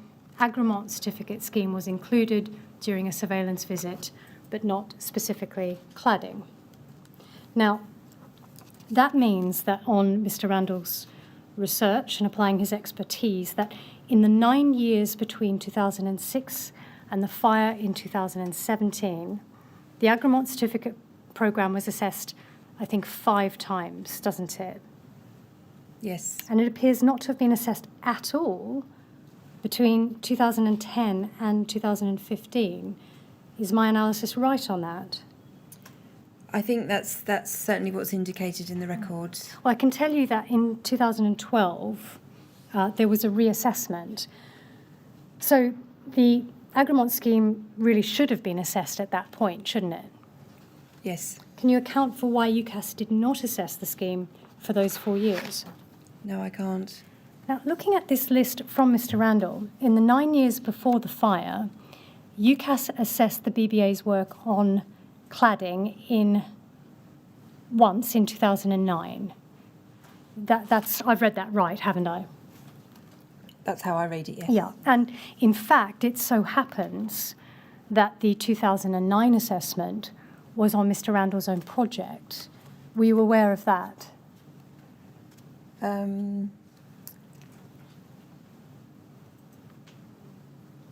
I can't remember. Well, we can actually see it if you like, if we go to UCAS 40586. We can see this is the assessment report. It's a surveillance. We can see the date, 12th of May 2009 was the plan. And if we go to page 5, there's a table at the bottom, and the first line of the table, certification scope, BBA Agremont certificate, external wall cladding. We can see the product reference there and the certificate number. And we see covering the initial evaluation of product and production and certificate issue with Carrie Randall, where the certification decision was made by Brian Chamberlain.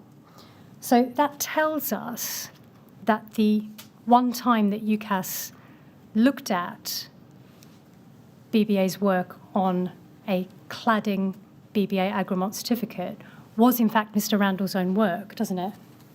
Yes, that appears to be the case. Yeah. Now, we saw earlier reference to BBA 001 and technical specification 0012, which is the cladding product.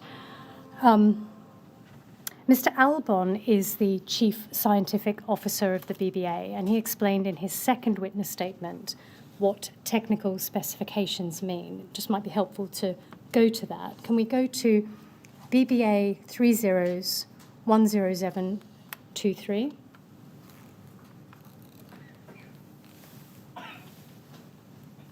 At page 9, please.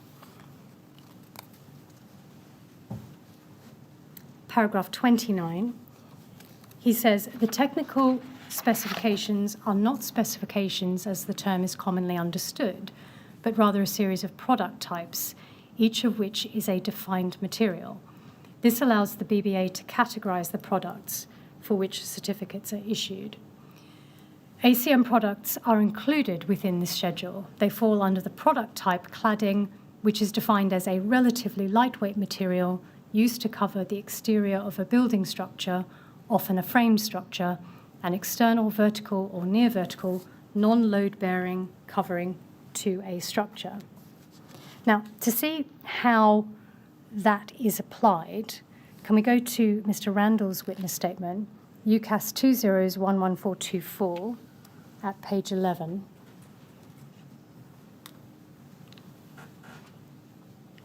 And paragraph 14.2, he says, under the BBA's product certification scheme, the BBA record their assessment requirements within the certification contract documentation in the contract appendix or within a document called an assessment program. The scheme is managed so that products of the same type follow the same assessment as those for the first certificate of that product type. The first certificates are referred to as leader certificates, and the other certificates issued are called follower certificates. Can I have the next paragraph up, please? 14.3. Thank you. An organisation that is interested in certification applies to the BBA by completing an application form detailing the product and intended use.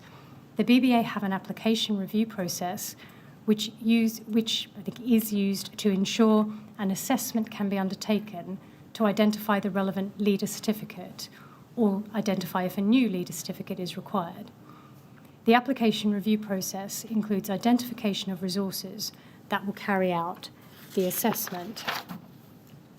Now, my understanding, if I can perhaps put that into maybe simpler terms, my understanding is that what the BBA do is identify a product and identify that it is within their technical specifications, then identify a leader certificate for that product, which will be the first certificate of its type, and then follow the process that's been employed to create that leader certificate, and that will include identifying competent staff to do that review work and, if indicated, issue that certificate.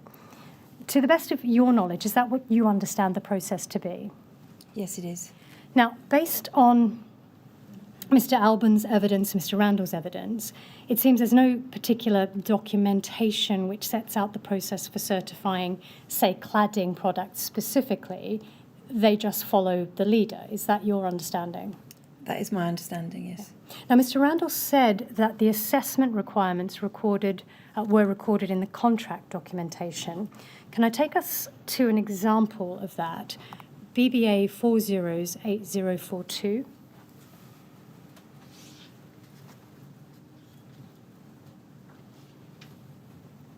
This is the technical file for the initial certification of the Rainabond ACM cladding product back in 2008.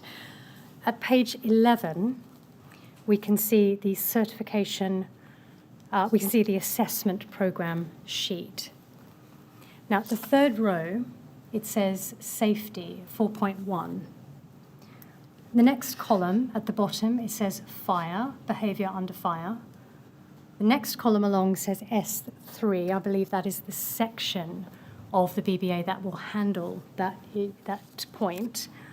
And then in the column on the far right, which is comments, assumptions, equipment, and external resource cost, it says consult BMH.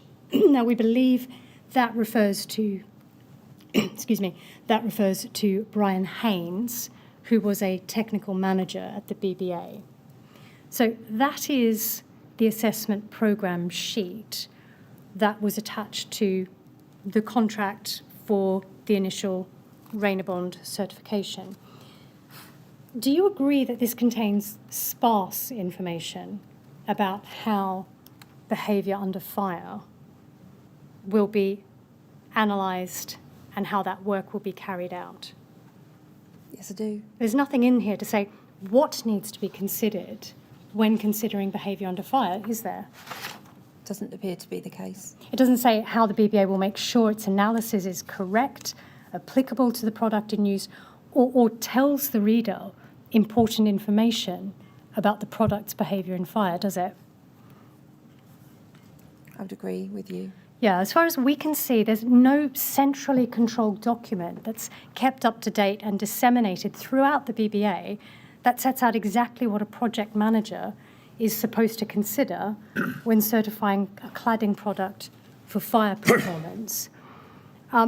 Without such a document, how can the BBA know that its project managers are following a robust, up-to-date process with the proper technical inputs? I think that's difficult to tell. And if it's difficult to tell, how can UCAS assess whether an individual project manager has been following a robust and technically correct certification process for a cladding product? I think you could only tell that through the assessment and a discussion with the project manager to see what processes they do follow. But if one is assessing a project manager like Carrie Randall, who presumably knows this very well and is very good at it, that's one thing. But how can UCAS know that that process is being replicated across all of the many project managers who may be looking at cladding projects? I think in the absence of a document that describes that, or even if there was a document, we'd have to look at the records from the different certification exercises that have been carried out. But we've looked at the records, and on Mr. Randall's own evidence, he says only one cladding project, his own, has in fact been assessed. How can UCAS be sure that a correct and robust certification process is being replicated across the organisation in those circumstances? From this information, it would appear that that would be difficult to do. Isn't that all the more important when UCAS is only sampling the Agremont technical specifications during assessment, and even then only sampling a few certificates within them? Yes, but I would also say we don't have to look at what other activities were included in the assessment, as some of those competencies will also be relevant to the scope of this work. Very well. Now, after the fire, is it fair to say that UCAS was interested in whether any of the products used on Grenfell Tower had been certified or tested by a UCAS accredited body? Yes. And it's correct to say, I think, that UCAS quickly identified Rainabond 55 PE cladding panels as having a BBA Agremont certificate. Yes. Can we go to ARC 50687?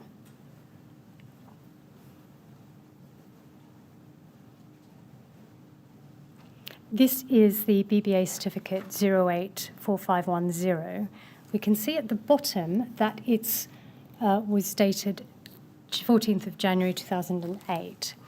And on the front, at the top of the screen now, we can see key factors assessed, and third paragraph down, behaviour in relation to fire, and there are some statements made.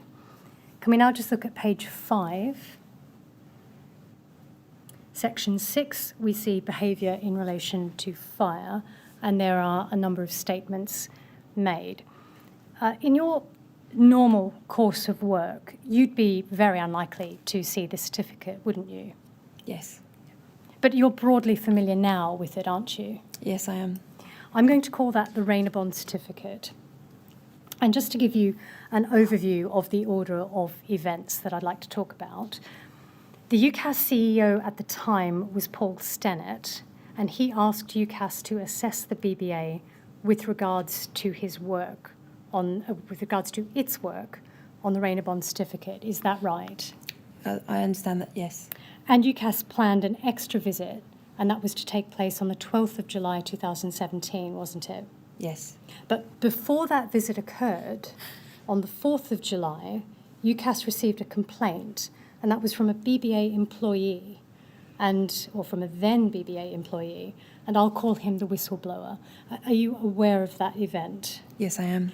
And there were a number of exchanges between UCAS and the whistleblower in July and in August, both before and after the visit in July. Is that right? Yes, that's correct. Then the extra visit went ahead, and it was on the 12th of July. At that visit, it was decided that there would be a further extra visit to take place in August. So 2 visits, one in July and one in August. Is that right? Yes, I'm not sure whether the second extra visit decision was made or shortly after the July visit. Yes. But in any event, that extra visit was on the 15th of August 2017. Yes. Is that right? Yes, that's correct. Now, just going back to the beginning of that chronology, why did UCAS decide to conduct the extra visit of the BBA? What was UCAS's concern? As I understand it,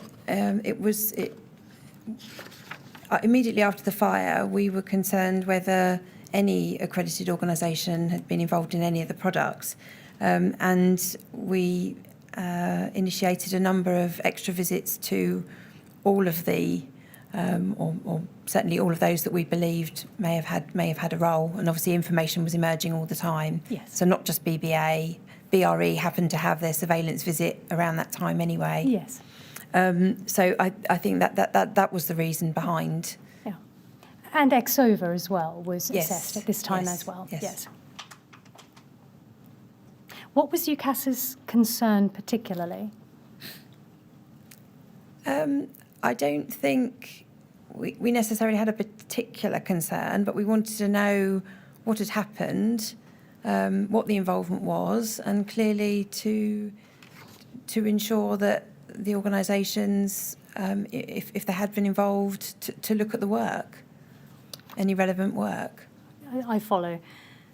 Can we go to the whistleblower's first letter, which is 4th of July 2017? I'm afraid it is quite long, but I'll take you to a few passages. Can we go to UCAS 301382? And can we go to page 2 of that, please?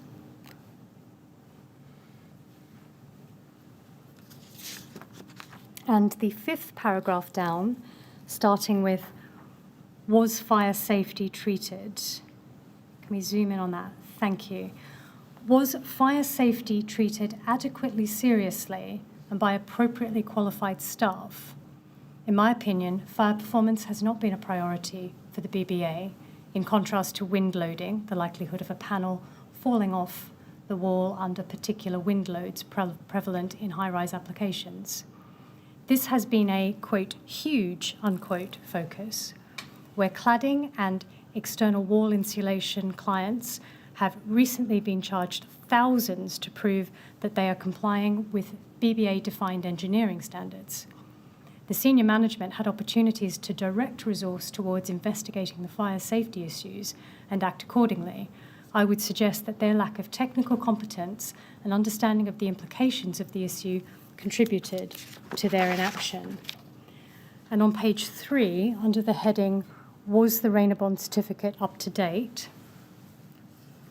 The first line is, despite public assurances that the Rayner Bond certificate was up to date, this is not true.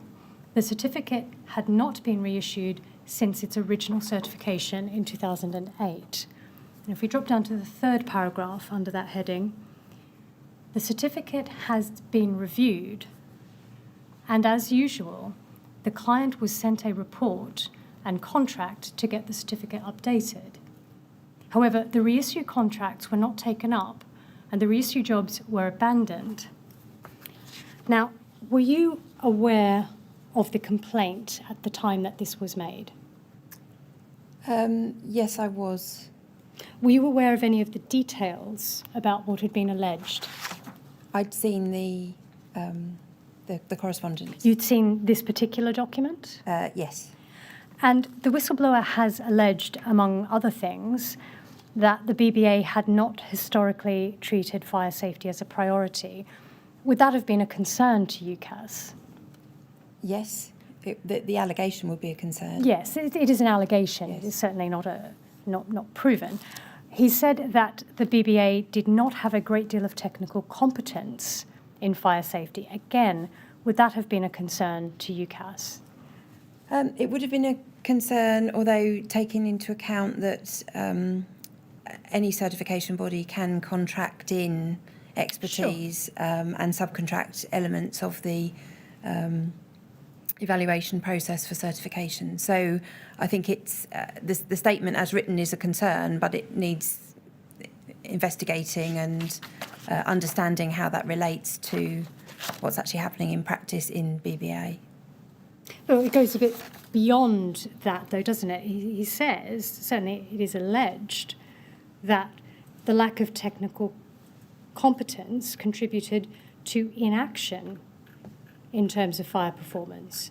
And that was in the same breath when he was saying fire performance had not been a priority for the BBA. So it is rather beyond saying that they were not personally technically competent.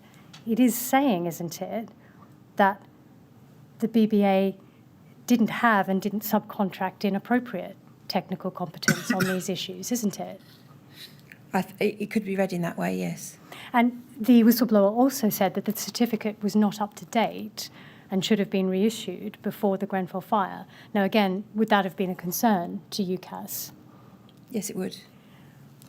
Can we go to a complaint file note dated the 11th of July 2017?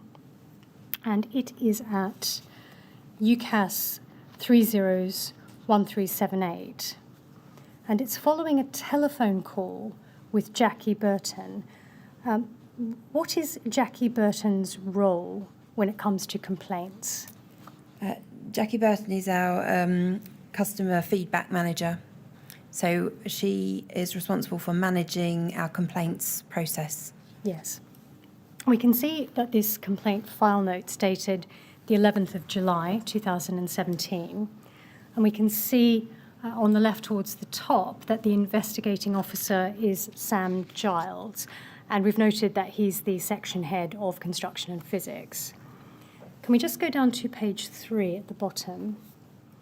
Now, it appears that there was a telephone conversation between UCAS and the whistleblower, and this is the outcome. It says, agreement to make UCAS team undertaking the review of this matter aware of the concerns being raised. Now, this was the day before, this was the 11th of July, this is the day before the 12th of July extra assessment. I think I've got that chronology right, haven't I? I think so, yes. Yeah. And Sam Giles was also at that extra assessment on the 12th of July, wasn't he? Yes, he was. Yeah. So if we, yes, let's go to Carrie Randall's witness statement at UCAS 2011424.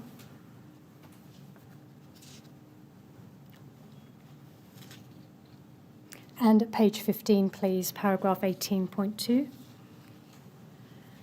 And he says this: on the morning of the assessment, 12 July 2017, I was informed by Sam Giles that information had been received from a whistleblower at the BBA. The information from the whistleblower was discussed with Sam Giles before the assessment at the BBA on 12th of July. And he carries on. Presumably, Mr. Randall means that he discussed the complaint with Mr. Giles. Is that what you understand?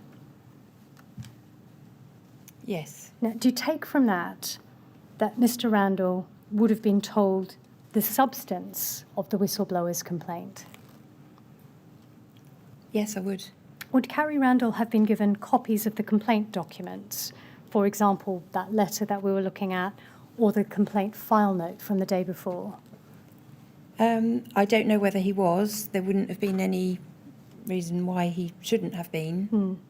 But Sam Giles, as the investigating officer, now he must have had those Yes, notes. yes. And he would have had them before the extra assessment took place, wouldn't he? Yes. Yeah.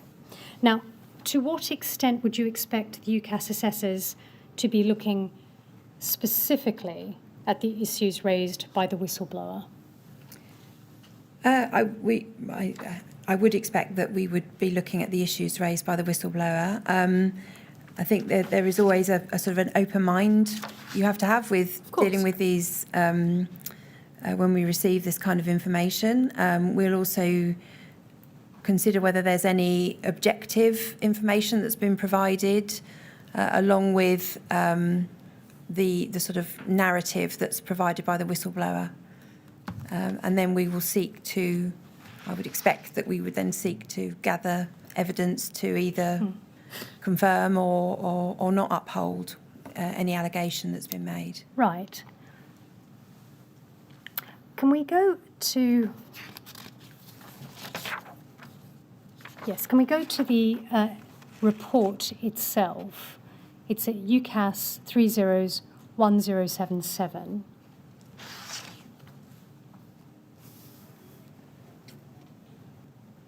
And we see at the top, it's accreditation extra visit.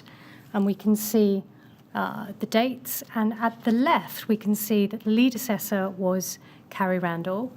Daniel Patterson was the technical assessor, and Sam Giles was the observer. Now, as for Daniel Patterson's attendance, would he be there to assess fire performance, certainly the fire performance content of the certificate? I assume so, yes. And that's because Mr. Randall is himself not a technical expert in fire testing. Yes, that's right, as I understand it, yes.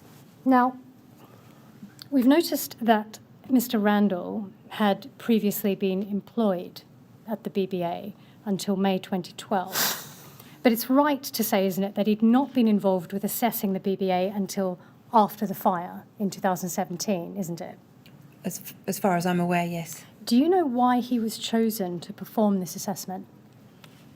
No, I don't. I don't know why. It's not necessarily an unusual thing. I know that we wanted the assessment to take place quickly. I think availability of personnel would have been may have been a challenge at such short notice. Why specifically he was chosen, I don't know.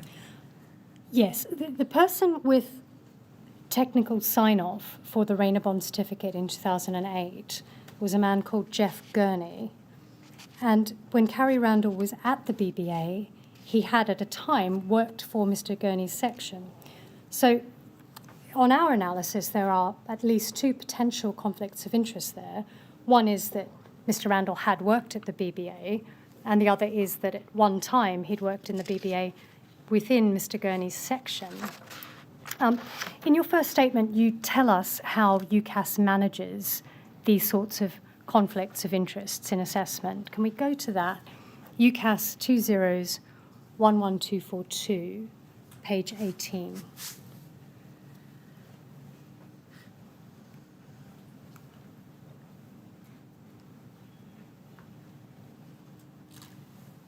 Thank you. The first paragraph, you say this: the most likely conflict of interest for a UCAS staff member or external assessor would be assessing an organisation which they previously worked for.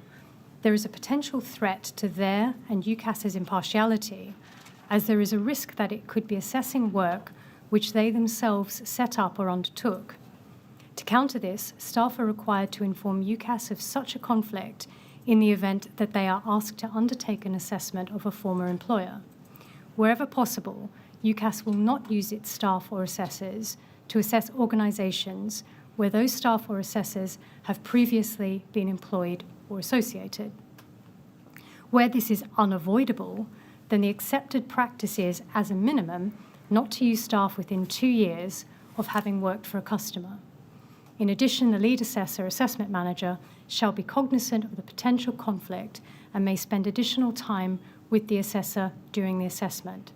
This fact is also taken into consideration by the independent UCAS decision maker. You've used the word unavoidable there. I presume you don't know whether the appointment of Mr. Randall to this assessment was in fact unavoidable. I don't know. But was the appointment of Mr. Randall to this assessment consistent with the policy and practice as you've described there? Yes, because he had left BBA 5 years beforehand. Yes. Now, the assessment report from this July extra visit deals with the potential conflict of interest in the report. It says that Mr. Giles was there as an observer. And just, I suppose, to summarise the evidence, Carrie Randall tells us that Mr. Giles was with him, overseeing all of the work, save for a short period of about 45 minutes. The draft assessment report was circulated to UCAS senior management for comment, and the outcome of the assessment was decided by a decision maker with no involvement in the assessment. Now, would those be the usual actions of UCAS, having identified a potential conflict of interest? They would be our usual actions as part of our process in terms of the decision maker. It wouldn't be usual for there to be a lot of review of the report by other members of staff other than the assessment team. But I think under these circumstances, that decision was a sensible one. Yes. And in terms of having an observer like Mr. Giles there, would that be a usual practice in these circumstances? It wouldn't be an absolute necessity, but I think, again, it was a sensible decision. Yeah. Now, when appointing an ex-employee to assess a body, does UCAS consider in any detail what precise roles or in what precise teams that ex-employee had worked? We will consider the role that they've had within the organisation, yes. There is a mechanism within the allocation of assessment teams to do that. There is a check made at that point. There's also, we do rely on assessors as well to give that level of information based on their experience, that we may ask for further information over and above what is perhaps in their CV, for example. Do you know if, as a matter of fact, UCAS did consider precisely which team and to whom Mr. Randall had reported when he was at the BBA? I don't know in this case. Well, we know that the BBA evaluated the Rainer Bond product in 2007 and certified it in 2008. And we know for sure that Carrie Randall was a project manager certifying products in 2009. And that's because, as we've seen, his own work appeared in an assessment report. Now, in those circumstances, mightn't Carrie Randall, perhaps unconsciously, be inclined to be uncritical of the BBA's assessment work? There is a possibility when there is a conflict of a potential conflict of interest for a number of circumstances and scenarios. I think our process is focused on managing that. So to ensure, in this case, the fact that he was accompanied at all times by at least one other person was the mechanism to safeguard that. Well, Mr. Randall worked on the Agreement Certification Scheme projects for cladding at around the time that the Rainer Bond certificate was first issued. And you'll recall that some of the criticisms made by the whistleblower were that the BBA did not historically prioritise fire safety, that the BBA did not have internal technical competence in fire performance. Now, they are serious allegations, criticisms of a group of people that included Carrie Randall himself, aren't they?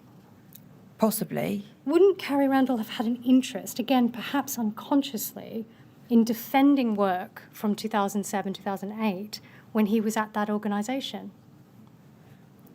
I wouldn't want to speculate about that. Was that considered? I'm sure it was considered, and that is why I think Sam Giles took the lead on investigating the complaint. Just to be clear, there's no evidence that Carrie Randall was in any way involved in the Rainer Bond certificate when he was at the BBA, nor can I say that there is any evidence of tampering or conscious bias. But some people might say that this does look a bit like UCAS is allowing the BBA to mark its own homework. What's your response to that? I wouldn't say that. I wouldn't agree with that. Why not? Because I think the potential conflict has been clear, was clearly stated in the report. The assessment was managed to mitigate that risk. I've seen no evidence of that having looked at it. I believe at the time the operations director looked at it very closely, and I think, as you can see, there were comments made as well around the report. So I wouldn't agree with that statement. Notwithstanding that, do you think, looking back now, that the selection of Mr. Randall for this assessment was the best decision? I don't think it was necessarily a bad decision, because you could also look at it another way, that he was, had expertise in that area. And it's not uncommon that when we look for the best experts to act as assessors, that they have previously, by very nature, definition, have experience in that field. And in some cases, there are not many opportunities and many locations they can gain that experience. So we can't avoid the conflict. We have to be aware of it and we have to manage it. Very well. Sir, it is slightly early for lunch, but my next topic will be quite large. I think it is a good time to break at this point. Is it? Yes. And how are you doing generally? Very well. We are going to finish today for certain. All right. Well, it is slightly early. Thank you very much. It is slightly early, but it sounds to me as though it would be sensible to stop at that point. So we'll break now for lunch. We'll resume, please, at 2 o'clock. And while you're out of the room, please don't talk to anyone about your evidence. All right? Okay, thank you. Thank you very much.